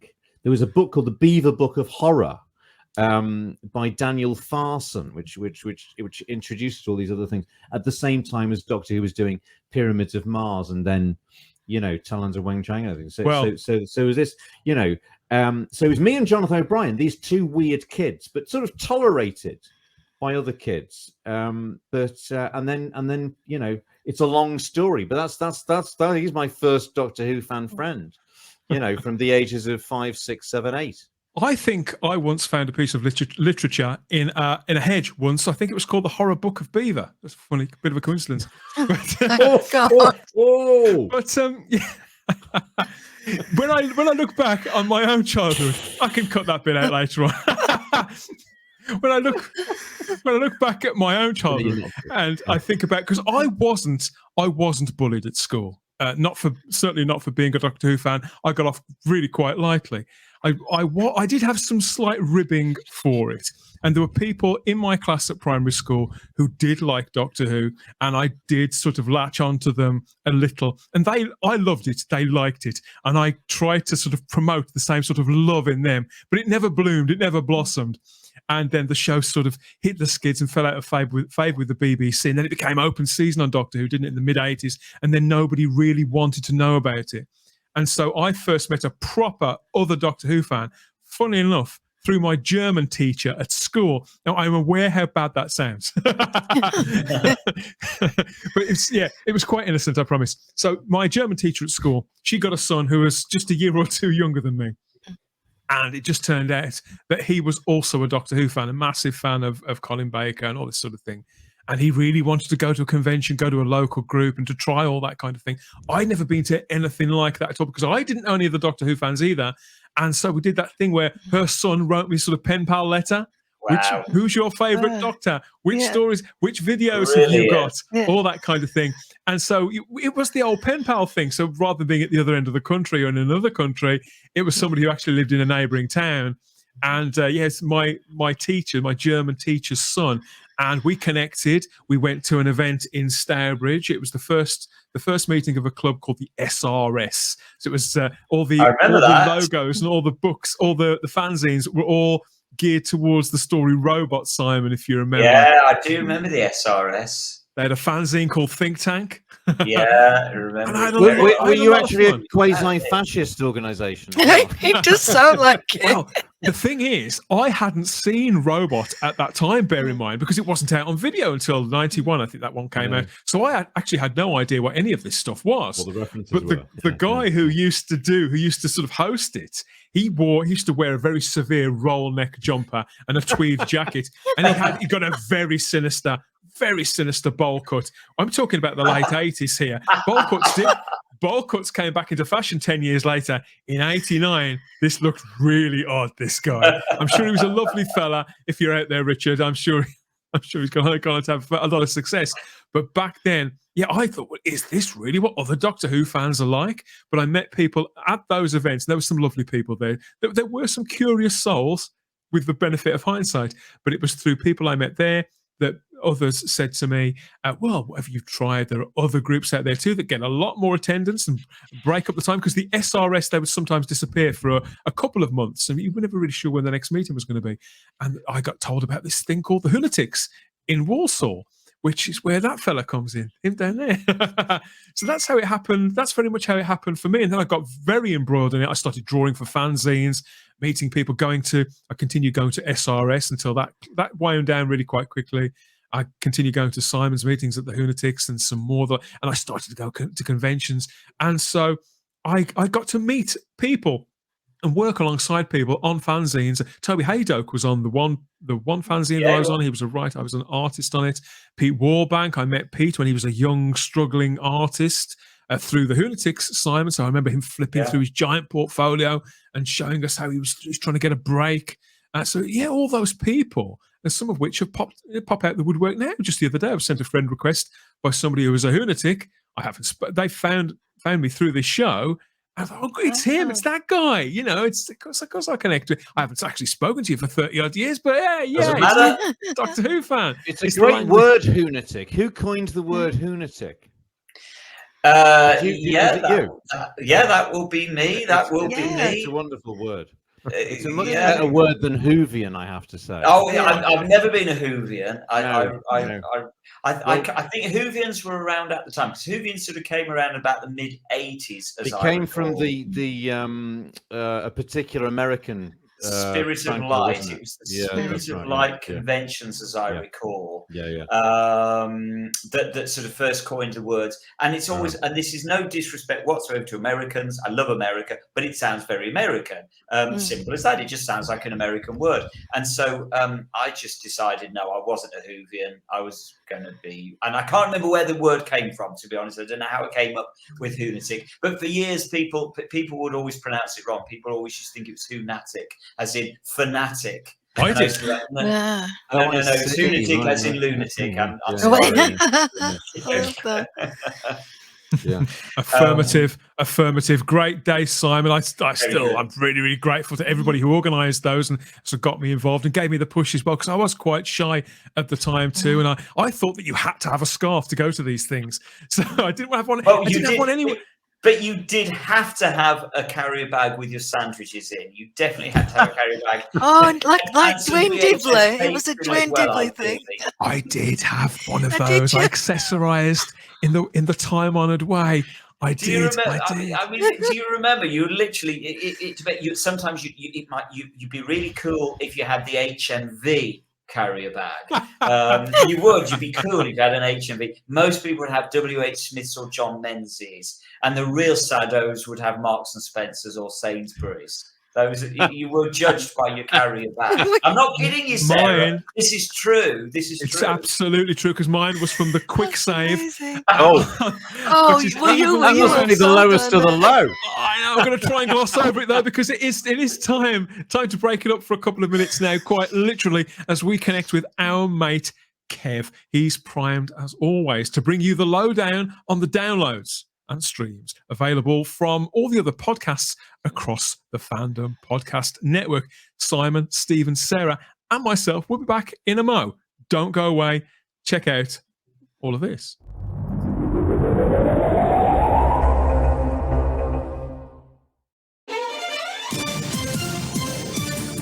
Thank you for listening. We hope you're enjoying this podcast. Here are the other great shows on the Fandom Podcast Network. Culture Clash, where we discuss the latest in entertainment and pop culture. Blood of Kings, our show covering the entire Highlander universe. Couch Potato Theater, we celebrate our favorite movies. And Time Warp, our fandom flashback show discussing a year in movies and our favorite retro movie, TV, and pop culture topics. Good Evening, discussing all things Alfred Hitchcock. Hair Metal Podcast, we cover the rock metal music of the 80s and early 90s. Type 40, a Doctor Who podcast, discussing the time-traveling Doctor Who universe. Lethal Mullet, an action film podcast covering the 80s, 90s, and beyond. Also, check out the Lethal Mullet Network for more great podcasts. What a Piece of Junk, our Star Wars podcast. Making Treks, a Star Trek podcast with a deep dive into the final frontier. The Fandom Show, our Fandom Podcast Network live YouTube show discussing the hottest topics in fandom. The True Believers MCU podcast discussing the Marvel Cinematic and Television Universe. Union Federation, our Star Trek and the Orville show. And we're proud to welcome the BQN Network to the Fandom Podcast Network. Please visit our friends on the BQN Network, a Star Trek Universe podcast that also includes your favorite topics, movies, history, superheroes, and more. You can find the Fandom Podcast Network on YouTube. The Fandom Podcast Network is also on all major podcast platforms. The Fandom Podcast Network audio master feed is on Podbean at fpnet.podbean.com. You can find the Fandom Podcast Network on Facebook, Twitter, and Instagram. You can email us at fandompodcastnetwork@gmail.com. Thank you so much for listening, and remember, respect others and enjoy your fandom.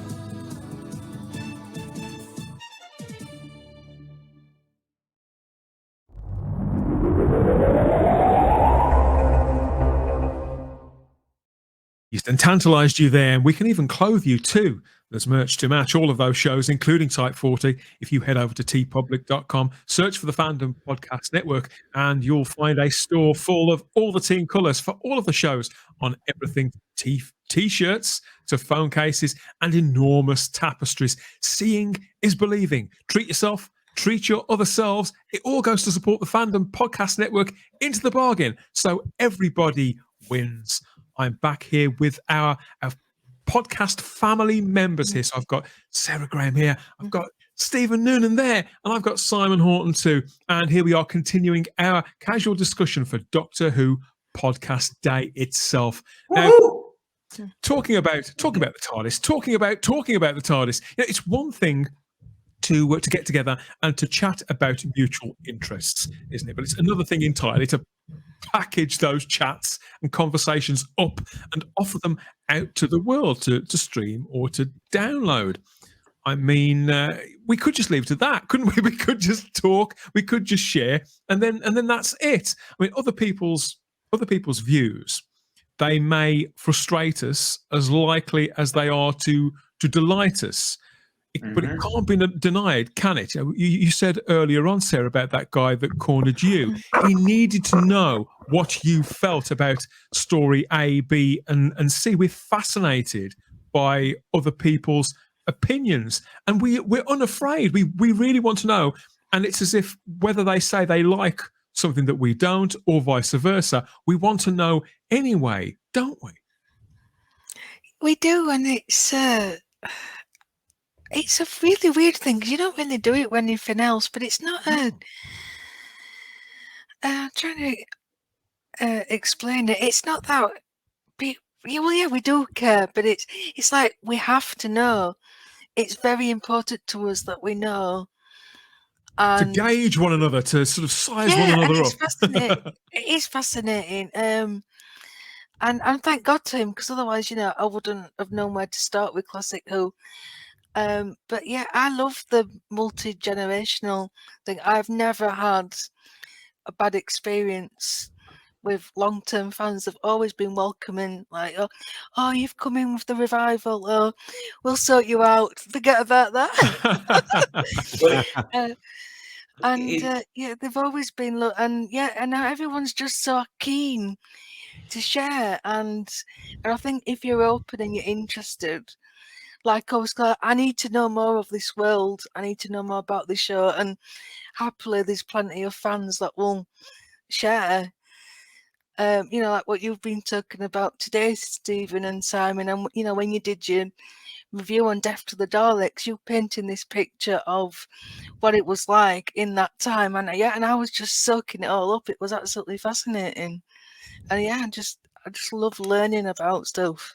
Did you find, Sarah, it a bit of a culture shock? So when you said, Terror of the Autons or Remember the Daleks or whatever it was, how there wasn't the soap, for want of a better word, aspect in the old show. Did you find that difficult to acclimate? Was it sort of alienating in any way that the companion wasn't the same sort of conduit as it is in the new show? Yeah. Terror of the Autons isn't too bad because that's the introduction of Joe anyway. Yeah. And we see somebody doing the washing up in that story, don't we? Yeah, but it was kind of like where in an enormous everybody, kitchen, don't they notice? Because there was obviously the entire story about Rose going missing for a whole year, but it didn't take that long, and I actually preferred the episodic structure, and I love the cliffhangers, and I wish New Who had more of them. I do find the 45 minutes, it can be a real rush sometimes. Yeah, gallop, isn't it? Yeah. But actually, the Terror of the Autons, I found that more terrifying than I did the Autons in Rose. Well, they are. Because they are. Yeah, I agree. I think one of the things that I've always loved when talking to new Who fans, as in fans who only fell in love with Doctor Who during the New Who years, such as yourself, Sarah, is the fact that we know the other stuff that's out there for you guys to go and discover. And I think it's such a shame when there are some New Who fans that just don't buy into the classic series for whatever reason. It's fair enough. It's not a criticism of them, but they just don't get it. And it seems to be such a shame to me that they don't get it, because I think if you are a New Who fan and you then discover this whole world that existed beforehand, the breadth of material that you have to explore is just mind-boggling. And I'd love to be in your position where I fell in love with a show and then discovered actually there were nearly 30 years before that I can go and explore myself now and discover anew. I just find it so fascinating. So particularly I'm always when, interested. I suppose, Simon, particularly when you're looking at it through something like a modern streaming platform, and you see, you go back, you think, okay, I've started watching with series 13, 12, 10, whenever. I'll start at series 1. And then for somebody to say, well, there's another 26 seasons before that. It's just nuts. Where do you even begin accessing that sort of stuff? And some people, I guess, do start right at the very beginning. And some people just dip in and out and sort of just discover stuff by chance as to what they enjoy. And I'm just always fascinated to speak to new Who fans that, such as yourself, Sarah, that didn't experience the show at the time in the way that we did, and what do you to find out what you make of it now. I'm always endlessly fascinated by what people think of the show that we loved, because it would be so easy to not love it because it is so very, very different. Stephen says to what you fell in love with in the first place with New Who. And that, again, I think is one of the reasons why, to go back to your original question, Dan, why are we fascinated to know what other people's favourite stories are? Again, I think it also comes back to what I said right at the very top, which is this idea that Doctor Who fans just aren't generally passive. We're interested in what other people think. We want to talk about what we think. It just creates that dialogue for some reason. You know what I've noticed in recent years as well, which I think is actually a really good thing, and I'm not sure if it's due to the influx of a generation's worth of new fans who've actually had the show on for an extended period of time, or whether it's social media and people just able to communicate more. It's kind of what Stephen and I were talking about at the top of the show, about the fact that I have a lot of time for the Twin Dilemma and all these things, because there was, for a really long time, a lot of received fan wisdom. Yeah. And it wasn't just the little things like, oh, well, the Gunfighters got the lowest rating and this got the highest, and these were the reasons why. It was actually a sort of pecking order. Stories, which stories you're allowed to appreciate, in what order, and in which order, and why. And there was very little deviation from that. And if you said to another fan, I don't know, I think I prefer, for example, I might prefer Attack of the Cybermen to the Talons of Weng-Chiang, you could see people just, the colour drain from their faces, and they sort of edge away ever so slightly from, And it didn't matter whatever the reasons for that. Yeah. It could be because you grew up at a different time, or maybe you hadn't seen the whole story, the one story in its entirety, or you'd watched it once on a BBC video you'd had for your birthday, and you'd seen the other one over and over. It didn't really matter why you believed, what your taste, how you'd arrived at your particular tastes. There was this kind of, it was like stepping away from somebody with BO. It was that kind of thing. I think that has lessened a lot in recent years. I think it's all but vanished. I think back in the day there was an elitism that existed, and there was as you say, a received wisdom of what stories were good and what stories were poor, and there was just an elitism within fandom that dictated that. And put that information across, and woe betide you if you disagree with it. And to a large extent, I have to be honest, I think it just doesn't exist at all anymore, simply because we've all finally got to see all of those stories. Okay, there are 90-odd episodes that we can't see, but you see what I'm saying. We now have access to all of that material in the way that we didn't have access to it in those days. And so it was easy for people to cast judgment about what was acknowledged to be the best story of all time. Of course, it's Tomb of the Cybermen. And then when you actually get to see it, you're like, actually, it's not necessarily as good as you think.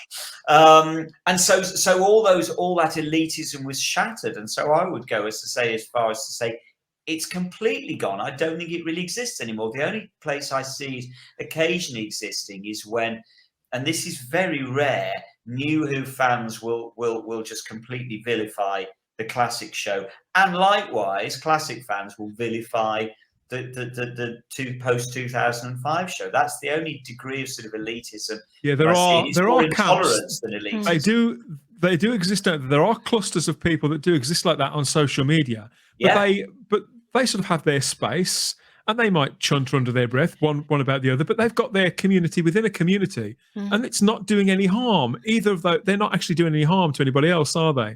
That's how I view it. And I think that, I don't know whether this comes with age or not, but I'm a lot less precious about my opinions now than I used to be. Just as I take myself a lot less seriously. I can take a long look and have a good laugh at my own nature and my connection to the show. I mean, it's, the things that I've done, some of the things I've done in the name of Doctor Who are patently ridiculous. Of course, some of the things that I've said have been outrageous. But I can look back and I can laugh and not feel bad about that.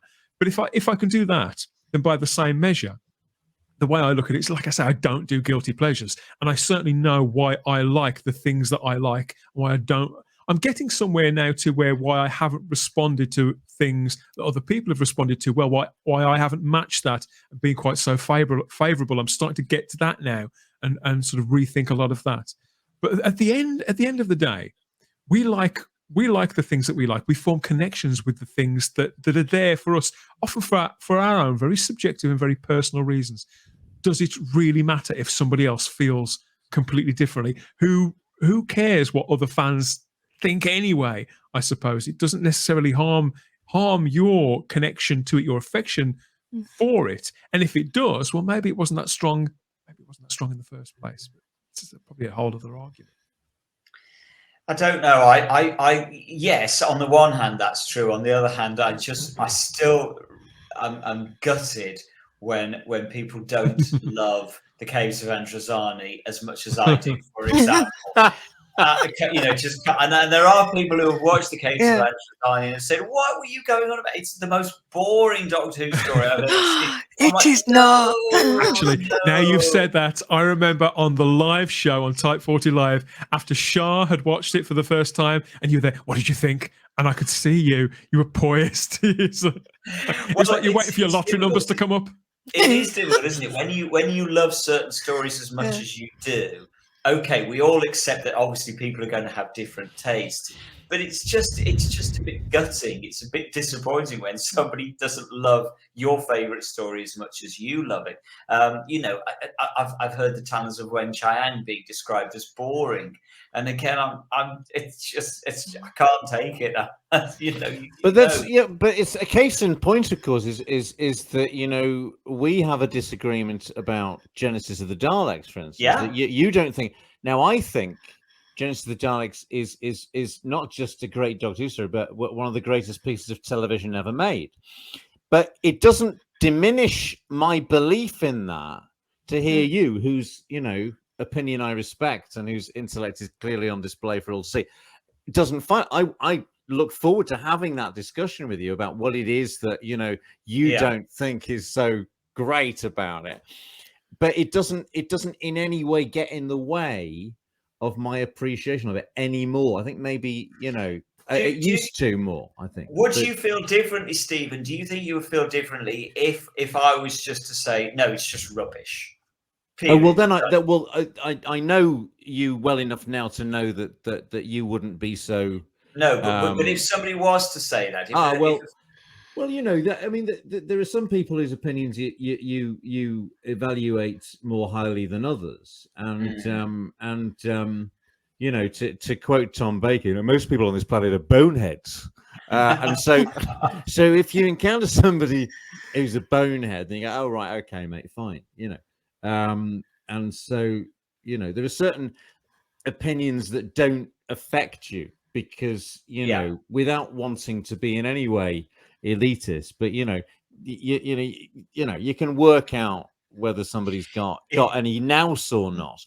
But if somebody has, and there's I think one of the most fascinating documentaries made in recent years was the film Room 237 about different fans of the same thing, The Shining in this case, and some of them are completely and utterly bizarre and arcane and insane, some of them, but it's a great case in point of how people can be fans of the same thing, but might as well be fans of something completely different, because we are all, in a sense, our own species of alien. We're all completely different to everybody else. We're all completely different individuals. We've got, we might be looking at the same painting. You might be seeing something completely and utterly different. And when we say, don't you love Talons of Weng Chiang? We might be, perceiving something completely different about it that we like about it, and that's fascinating in itself, isn't it? And I think that's part of, again, that it's the love of Doctor Who, in that the stories just do spark those kind of feelings. They again, it just comes back to this passivity. Doctor Who is not a passive experience, I don't think, because it does spark thoughts in you. It is going to spark opinions. You are going to love something or loathe something. The one thing that has I've always found very, very difficult to deal with as a fan is when people and it just obviously it tends to be non-fans, are very dismissive. And we'll just say, well, why are you getting so uptight about this? It's just a television program. And that really rankles me, because no, this is not just we would not be sitting here talking about this stuff endlessly if it was just a television program. No, for me, this is a way of life. It comes back to your point, Dan, about something quasi-religious. It is a way of life. It is a massive, massive part of my life. It's by far the biggest part of my life with regards to sort of entertainment, for want of a better word. No, I'm insulted when somebody says it's just a television program. It came up recently on Twitter, Simon. I know you're not in Twitter. And I always roll out the interview with Tom Baker when he says the guy in his 30s that came up to him and he was in the children's home, and how much that meant. And in some instances, this show is life changing. It got people through, it got you through your bullying.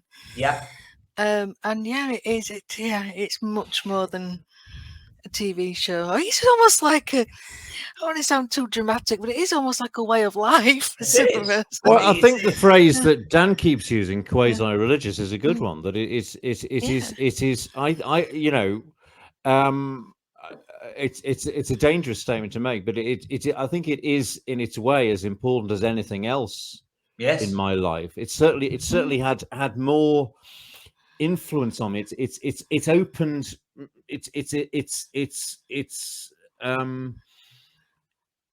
It's led to so many other interests, or other books, or the films.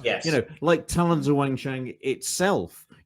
That was shown the year before they did a season of the Basil Rathbone Sherlock Holmes films. But I was introduced to Sherlock Holmes through Talons of Weng Chiang. The morning to go back to perhaps a bone of contention I'm fascinated to discuss with Simon at some point. But the morning that Genesis of the Daleks, the first episode was transmitted, I went downstairs and the newspaper was down there, and I opened it and it said, because I knew the Daleks were going to be, they said at the end of Sontaran Experiment, open the newspaper. We didn't get the Radio Times at this point, and it said Genesis of the Daleks. I ran upstairs. My parents were still in bed, and I woke them up. I said, "What does the word Genesis mean?" I remember the same conversation. And my dad, who was both a Roman Catholic and a biology teacher, was able to give me both the biblical and the scientific explanation of the word Genesis. Brilliant. But there's just a sort of case in point of how a 6-year-old is educated. It happened with that must have blown your mind, even like, what am I going to watch later on today? That we're going to get the origin of the the single most important creatures in the program. But of course, the sort of being laughed at and mocked has come in my life from some of the most bizarre and surreal sources. And I'll tell you the first half of quite a long story here. The second half is probably in its way more fascinating than the first half.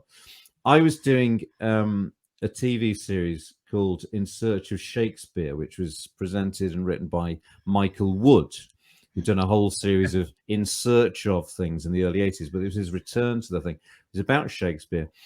The artistic director of the Royal Shakespeare Company at the time, Greg Doran, got a number of actors, myself amongst them, to go to locations that Shakespeare had performed in, in the 16th, 17th, early 17th century. And amongst them was Julian Glover, right? And so we're going and we're filming in all these places. I'm on this sort of like tour bus going from one sort of old, coaching into a pub there. There's another actor, Robert Whitelock, who's since written for Big Finish and who I sort of introduced to Doctor Who as something you could be a fan of. So he was sort of watching, I was watching VHSs around at my flat. We were good mates because we'd been working together. Anyway, there's Julian Glover. Getting to know Julian Glover quite well. Very engaging actor and of some sort of pedigree. And of course, there's particular things on my mind about things he's done that we're all thinking right now. Exactly. However, I'm also thinking, no. In conversation with Julian, don't go there yet. Let's establish, a sort of perhaps a more sort of sensible intellectual conversation with Julian. Yeah. So there was a film he'd done called Invasion, nothing to do with the Cybermen or one of the episodes of the Web Planet, or the first episode of Invasion of the Dinosaurs. It was about the Soviet invasion of Czechoslovakia in 1968, and he played Alexander Dubček. And it was brilliant sort of BBC Two film that had been followed up by a documentary in which Julian, had interviewed the real Alexander Dubček. I'd seen this relatively recently, and I sort of had this conversation, and he was so enthusiastic to talk about this. Oh, yeah, absolutely. It was amazing meeting Dubček and all this. And so, getting to know Julian, getting on quite well with Julian Glover. Anyway, one afternoon during this long gig we were doing, we're in this beautiful summer's day in a beer garden somewhere in Gloucestershire, I think. And I'm on one side, just got some drinks in. And on the other side, I can see Julian Glover, and he's sitting with Robert Whitelock, who I mentioned a minute ago. Mm-hmm. And suddenly, across this beer garden, packed beer garden, full of actors and other members of the public, Julian suddenly shouts over, "Oi, Noonan, I thought you were an intelligent bloke. Turns out you're a bloody Doctor Who fan." The beer garden falls apart laughing at me. And I'm going, "Rob, you twit." Rob decided to have the City of Death conversation with him. And that's on this surreal that there's Scaroth of Jaggeroth taking the piss out of me. How weird is that? Because then was a conversation about doing City of Death and what it was like to work with Tom Baker and William Hartnell, of course. But that's so you got the anecdotes in the end. Yeah. but there we are. And this was 2002. It was before it had come back. It was deeply unfashionable to be a Doctor Who fan. This was two jobs he'd done that he hadn't particularly enjoyed, and had some very interesting things to say about. And I pointed out to him, I said, well, one of those is regarded as one of the cleverest scripts ever written for Doctor. Mm-hmm. Really, And he'd forgotten that it was Douglas Adams, but he was the script editor. And then, because of course, at the time, they perhaps it wasn't that clear because David Agnew's name was on all the rest of it. And of course, a few years later, when he's doing the commentary, he talks in very sort of respectful terms about it, of course, because on the record, it had become sort of fashionable again, etc., etc. But there we are. You say it's a case in point. You can be so frequently laughed at by people who don't understand it, for whom it is just a silly old load of nonsense. By your family, your friends, your peers, all that kind of thing. Funnily enough, Doctor Who was an entry-level thing for me into Douglas Adams, amongst countless other things. And there were several words as well that I'd asked my mother what they meant because somebody had spoken them in Doctor Who, or historical figures, for example, Sarah, or times that had been mentioned, the Battle of Bosworth Field and all that kind of stuff, where the Doctor mentions the Boston Tea Party. And it happens all the time, new series and the classic series. So it has sort of partly educated me on things that I probably could never have been bothered to look up myself otherwise. So it's definitely informed me in that respect. I mean, all this talk about people's opinions and about whether they matter or not. I think we have to say that, of course, other people's opinions matter, because that is what drives people to stream or to download podcasts. And we wouldn't have an audience, would we, if it wasn't for you good people who want to hear what we've got to say. And that is how it works. You know, I listen to podcasts too, and that's why I go to them. I want to hear what those particular people have to say about that particular subject. Or sometimes I just want to hang out with them for an hour and a half, because they're my friends. They're the friends that live in your ears. You know, that's the thing about podcasting. It's most basic form. People do ask me, why do you listen to podcasts at all? You think, oh, why do you watch the television? Why do you read? Why do you consume any form of media? I think it's strange. I believe that in Great Britain that podcasting has taken quite a long time to catch on. There are successful podcasts. There are mainstream podcasts too. But generally speaking, I think because the British as a people, we kind of believe in hiding your light under a bushel, really. Never mind your opinions. Why do you want to shout your opinions out for all to hear like that? They think it's all about ego. And don't get me wrong, some of it, I think to own a mic and to do this, you've got to have a bit of an ego. Of course you have. But it isn't all about ego at all. I think it's all about connection and conversation and sharing, and a lot of the topics that we've covered just in this conversation today. But just to round things off, I wanted to ask you, now, would you start with you, Sarah, somebody who came to the show in the mid-noughties again, coming to this show, and you think to yourself, okay, you weren't a child, but you weren't an adult, you didn't have all these responsibilities and all the rest of it. But do you think that your life would have been different in any key way had you not discovered Doctor Who back in the mid-noughties? Has it changed you as a person, do you think? Yeah, I'm definitely a lot more confident. I wouldn't be doing this. I don't think I would necessarily be as intelligent. I'd definitely be more insular. I think one of the big draws of doing this is you get to talk to lots of different people from all different walks of life, and I've got friends everywhere. I've got friends in America, in Canada, Matt in Tasmania. That I never thought that would be possible. So yeah, I suppose it's kind of broadened my horizons. Because you could have just latched on to Doc Martin, for example, or Inspector Morse. Yeah, fine shows, But would they have changed your life? I don't think so, no. And it's come with me because I've got kids of my own now, and they're Doctor Who fans. It's just I raised them as fans, and it impacts them as well. I mean, and I think that's really important. I don't want to go into another topic, but I think it's really important for boys especially to have this role model. Girls as well, but the Doctor's unique because he uses his wits, his intelligence, and not weapons, unlike Star Wars and things like that, and Marvel and DC. So it's pretty unique in that respect. So I do think it's good for kids to be able to see that and relate to that.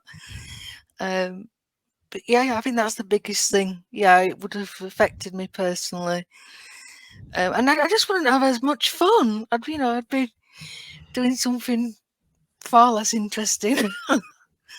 Well, yeah, so that's my boys. You see, yeah. As long as I've known you, Sarah, you have promoted. If you've not promoted Doctor Who as such, you've used Doctor Who to promote other things in your family life, to get your children creatively playing and cooking and doing all these things that some of which you have to usually sort of drag children to do. That's certainly been my reading of it. Yeah, it's I've just got loads of happy family memories, and you wouldn't have got that with something like EastEnders or Corrie. But yeah, again, it's this multi-generational thing. It's just something really special about it, and it's lovely to have these moments. And I don't think I would have got them, or they wouldn't have been quite the same. I don't think. Is that true? Fish fingers and custard? Is it actually? It is custard in that bowl. No, it's that is a cheese sauce, but we did try it with custard. We did get some. Did it work? It did. It wasn't bad. It wasn't. I don't think I'd have it again. And the biggest thing is, I wouldn't have my wonderful friends. I wouldn't have met you, Dan, who I've known for like nearly 7 years now. Oh God, I wouldn't have met you, Simon. I wouldn't have met you, Stephen. Charlotte, and everybody else. And it would. My life would be much less interesting, I think. Mine too. I do often wonder if I'd be a drastically different person. I think I would be. A not as good person. In what way do you think you would have been different then? I think my moral compass would have been entirely different. In what way? I think that I found my way into the creative. Well, I found the creative side to myself and expressed that largely through Doctor Who. I remember scribbling down Doctor Who characters, not just drawing them, but actually cutting them out and putting the Daleks and the Movellans into battle by attaching pictures with sellotape to my bedroom wall. And they were literally a battlefield on my bedroom wall. And I think that got me. I wasn't so interested in action figures. To be honest, we couldn't afford them. So I think that's what it was. I had one Star Wars figure bought for me, precisely one. And I used to have to draw my figures and cut them out and put them on the walls. But that was only the beginning. It carried on and it carried on and it carried on. And it was always Doctor Who that was the source of it somehow. But it was the same for you, Simon. Well, yeah. I mean, in many ways, it was. I know for a fact that Doctor Who, my love of Doctor Who, sparked my creative side, my fascination with creativity. I'm not in any doubt about that at all. I mean, it even affected me ultimately professionally. I'm not really in much doubt about that either, because I can remember it was reading Doctor Who weekly, and then in the early days of the monthly, when they started covering the production side to Doctor Who, that I first learned what a director was, what a producer was, what a script editor was, what a designer was. And it was reading that stuff in Doctor Who magazine. And of course, I was reading Doctor Who magazine because I loved Doctor Who so much that I know watching the program and reading the magazine just gave me this fascination about, I want to do that. I don't know what it is I want to do because I haven't quite discovered, I don't understand what it is yet, but whatever it is, I want to do it. And I can really clearly place it down to the Leisure Hive. Watching the Leisure Hive just absolutely blew my mind from the point of view of, right, it crystallized me. That is what I still don't know what it is, but I know that that's what I want to do. And it was narrowing it down eventually, writing to the BBC. I wrote to the BBC for the first time not long after the Leisure Hive was on, asking for a job. And I remember getting a leaflet back from BBC Pebble Mill with, these are some of the jobs that you could do. Cameraman, because it was in those days, it was definitely cameraman. It wasn't camera operator. Cameraman, designer, costume, so on and so forth. And it's through that I discovered, I know what I want to do is direct. That's what it is. That's what's fascinating me. It's directing. I want to direct. And ultimately I did. For 20 odd years, I directed television as a career. And that still informs my career now. So no doubt whatsoever, Doctor Who changed my life. It's as simple as that. I'm not really in any doubt at all. I wouldn't have directed if it hadn't been for Doctor Who. And then going on from that, obviously on a personal level, to echo what Sarah says, all my best friends are Doctor Who people. And so personally, it affected me enormously in that I spend so much of my life talking to friends about Doctor Who, interacting with friends about Doctor Who, doing stuff with friends about Doctor Who, writing articles, whatever it might be. And so enormous. My life is drastically different. If Doctor Who had never come along, I honestly don't know what kind of person I would be, but it certainly wouldn't be this. No doubt about it. No doubt. What a frightening thought. How about you, Stephen? Yeah. Well, I think Simon said earlier that his first human memory was Bach. Mm. My first human memory was that sea devil burning through the door and John Pertwee looking at it. But simultaneous with that is the only residual memory of my grandfather, who died, I think, about a month after that.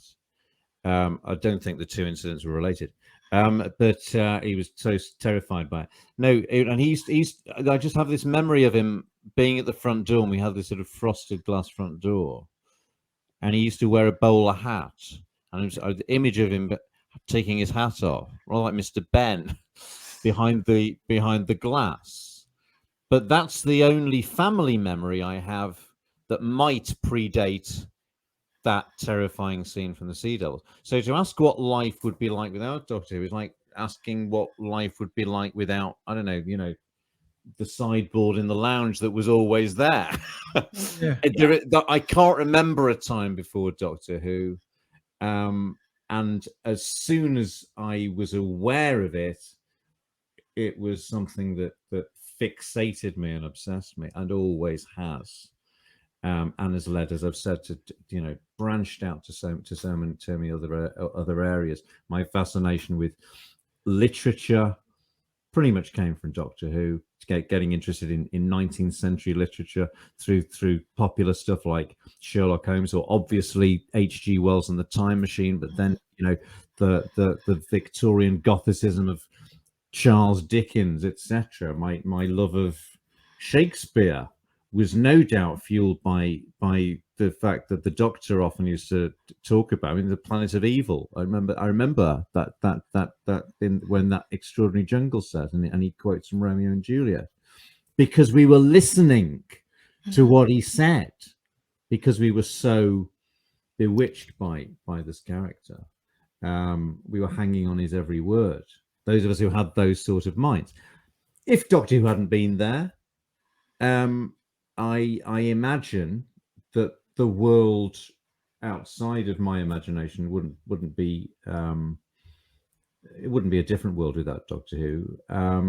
Maybe I would have got into those other things without Doctor Who. No, but it's like the turn left story, isn't it? Maybe it would have been, the world would be in a far more disastrous place. Who knows? Who can say? But all the way along the line, I mentioned earlier, my very oldest friend, still in touch with him, he's a lecturer at Liverpool University, Jonathan O'Brien, who had the Radio Times special, and is now the same age difference as he was at that time between me and him, which is a little bit, tiny bit. He's actually a tiny bit younger than me. But again, at each stage of my life, there was always a lad or a man who became my close Doctor Who friend, and the most recent one was a man called Mark Elstob, who's one of my closest friends. And one day, a couple of years ago, he rang me up first thing in the morning and said, I know you've taken a bit of sabbatical from acting for a while, but Nick Briggs is looking for an actor to play the first Doctor for him. How would you feel about me putting your name forward? And I said, let me ring you back tomorrow. I'll have to think about this. So that's the most recent influence, of course, which is how I've managed to connect with you three people, anybody else who happens to be listening. So its influence has been profound and continues to be affecting me. I didn't know if I was, for various reasons that I won't bore anybody with now, had taken a break from acting for certain personal reasons, and was wondering if I was going to go back. But I thought that, well, if I remember having a conversation with Mark not long before this phone call, and he said, well, if I came back, I wouldn't just want to take any old thing. That was what he said on the phone, And he said, you wouldn't just take it. What about playing Doctor Who? Your friends know you, don't they? Your friends sometimes know. Yeah. They know us better than we know ourselves sometimes. Yeah. But there we are. Yeah, it's an impossible question to answer, isn't it? About a parallel universe. Well, I also think I do think it's quite a scary question as well, but simply because, as I say, Doctor Who is so important to me personally, and obviously to all of us. And I know I would be a lesser person without it. I would certainly have a lot less enjoyment in my life, I think, because Doctor Who just still brings me so much joy. There is still so much joy to be had just from sitting down and watching an old episode that you haven't seen for a while. I found so much joy with the new series of just waiting, even though it still didn't set my world on fire in the same way that the classic series had. It still meant something to me, and I still wanted to engage with it, and I enjoyed it, and it meant a lot to me. And at the time, I was watching it with my young niece, who was just getting it. She was about sort of 6, 7, 8, 9. She was getting into it for the first time, and so seeing her, same as you, Sarah, seeing her fall in love with Rose, she just worshipped Rose. And so seeing that new generation getting the same love out of it that I had, that's just enormously satisfying as well. So I think it's a scary thought to think of a world without Doctor Who. It's just, the world is better with Doctor Who in it. I mean, no doubt about that at all. No doubt. The conversations surrounding Doctor Who, they're bound to continue, aren't they? Whether it's talking about stuff that's 60 years old, 50, 40, 20, 5 years, it's just going to continue to rotate and evolve as more fans get inspired and enjoying this quasi-religious world, Whoniverse, that we inhabit, that seems like it's changed all our lives, largely for the better. And I think this works individually and collectively too, when we connect, however it is that we connect in the modern era, and however we experience Doctor Who, at whatever rate that we experience it at. I mean, I'd like to think that when Doctor Who comes back in the all-new era and achieves great success again for a third time, we hope that certain things will be observed, and they'll learn from, okay, this worked then, and then it worked again then, it should work, all those things.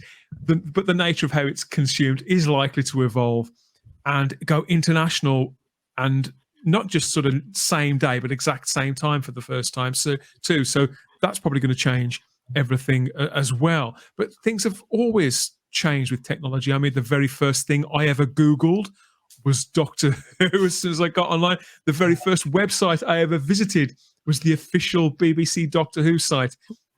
And perhaps unsurprisingly, the very first podcast that I ever downloaded, I actively sought that out because I wanted to hear something that was centered completely around Doctor Who. And whether you do broadcast your views to the net or not, or whether it's just to a forum or a Facebook group, it could be to a group of people in the snug at the pub, or maybe even just your brother, your sister, or your best mate over a Dairy Lunchable in the schoolyard, Sarah.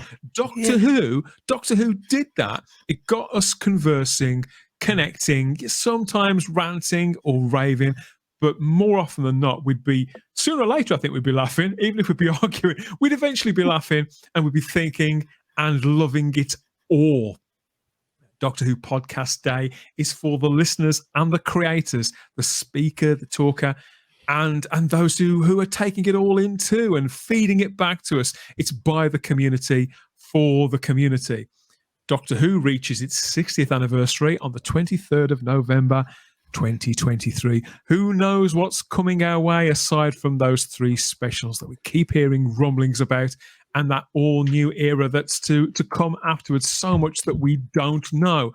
And so many kids, hopefully, are going to be captured by it all over again. We can only hope, can't we, Sarah, that maybe in 20, 30 years' time, when other kids get grabbed the way that the 9th Doctor and Rose grabbed you, or whether it was the way the 3rd and 4th Doctors grabbed you guys in the 70s, hopefully the magic will happen again. And we, in all these decades in the future's time, these conversations will continue, and maybe people will still be talking about, the Aztecs, Inferno, Genesis of the Daleks, having these discussions, having these arguments. The twin dilemma, and Delta, and the Delta and the I knew you Bannerman too. get it in. You can't help yourself, can you? It could be said. It could be said that I'm obsessed with that story. I think it could be said. With Delta and the Bannerman? Somebody's got to be. Is he? Do you know? He is. Do you know the parallel road to my road here is called Navarino Road? And I wonder who wrote it? Really? Malcolm Cole. Malcolm, Yeah. I just wonder if he lived nearby. You know, if it was, Maybe. where did the name come from? what? On Bombshell a after more bombshell. culturally respectable note, the first thing I ever bought with my pocket money that wasn't sweets was Curse of Peladon. my Oh, first wow. ever novelisation. Wow. 30 pence Yeah. in the January of 1975. That was the first. Happy the first days. one I got. Happy But, days. yeah. Lots more memories to be It shared. was then, No doubt. it goes on now. Wonderful. Yeah. It does. But again, those books getting rediscovered as well. All of it's getting gradually rediscovered. I feel that the classic series is more alive than ever. The new series is available to watch and to stream in more places than ever. And when all new Doctor Who happens, that's getting its own global streaming platform for the very first time. So that people just haven't got any excuses anymore not to watch Doctor Who.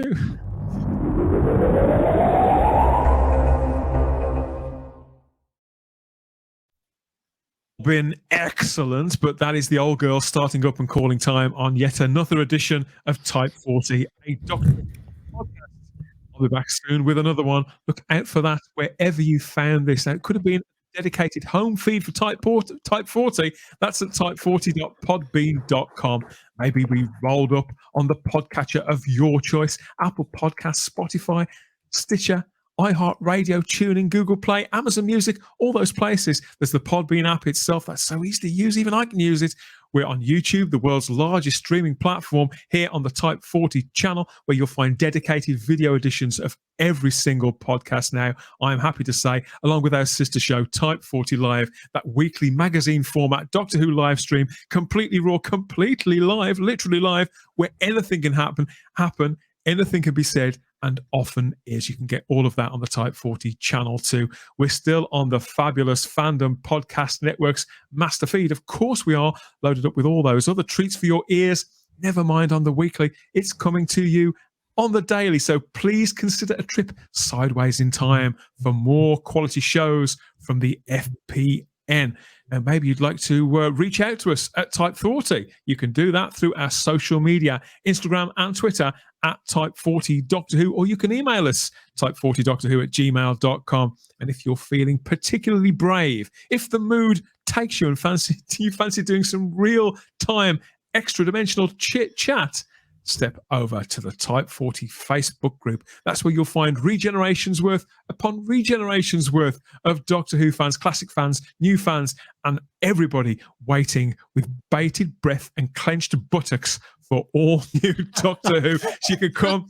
That's a very vivid picture, Stephen needs a moment. Come and swap your theories with other companions in the Type 40 Facebook group there. This has been the Type 40 Doctor Who Podcast Day Special for August the 9th, 2023. Another thing to celebrate in the Doctor Who calendar.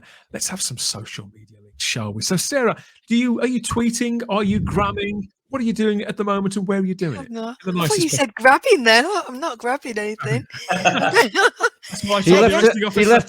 She left a very nice tweet recommending people watch The Death to the Daleks the other day. She did. Because although I'm Great not taste. officially on Twitter, I keeps my eyes on it. You know. All right. yeah, Okay. so Okay. that Yes, was I do. very nice. I do Very get nice. the promotion out there. Yeah. Yes, you can find me on Twitter at Starry-Eyed Who.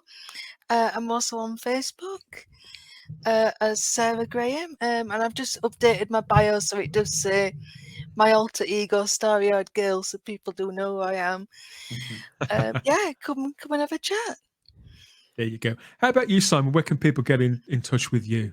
Well, we've talked a few times this evening about the Whonitics, and we're still out there on Facebook. People still sometimes message me and say, how come you've been around since 1987? Because Facebook didn't exist in 1987, but we are now on Facebook. And so come and find me on Facebook under Doctor Who, the Whonitics.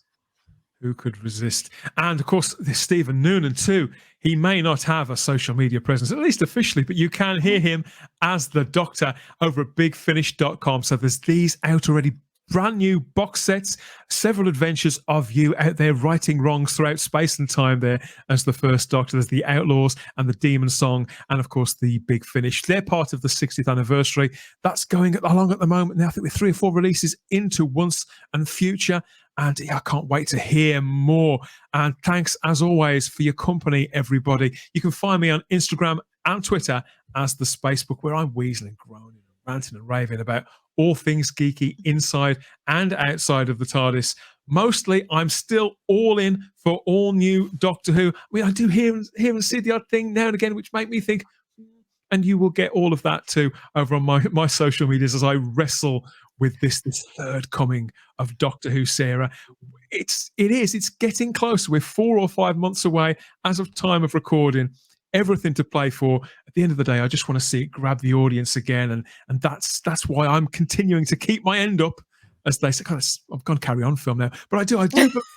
Fans should keep our end up and keep supporting the show, and keep talking it up, and then we get what we get. It's out of our hands. That's how I look at it, and we can just respond in the way that we always respond here on this show, with honest, open reviews, our genuine opinions, and whether we're ranting or raving, we're always doing it, I think, with our hearts in the right place. That spirit of community, communication, creativity, and a genuine want to share with one another and with everybody out there too. So yeah, thank you everybody for your company on this edition of the show. These casual shows, they're fun, aren't they? I think we should do more of these as well, Stephen. What do you reckon? Great, love it, absolutely love it. Sorry for being late, but thank you so much. Really enjoyed it. Really enjoyed it. About it at all. So yeah, get involved with Doctor Who Podcast Day. Whenever we've dropped this, there could be a few hours left. Get tweeting the old hashtags. Get on Instagram and share this show and any other show that you see that's using the hashtags too. Maybe sample them. You could find other podcasts to drop into your rotation, more conversations that you didn't know that people were having, and more opinions that could confound or delight you, or maybe even both. That's what Doctor Who Podcast Day is all about. We always have the time, if you have the space, here at Type 40. But that's it for this time. Off we go. We'll speak to you all again soon. Hashtag DWPD, everybody. But yeah, remember, get involved. Speak to you all again soon. Bye-bye.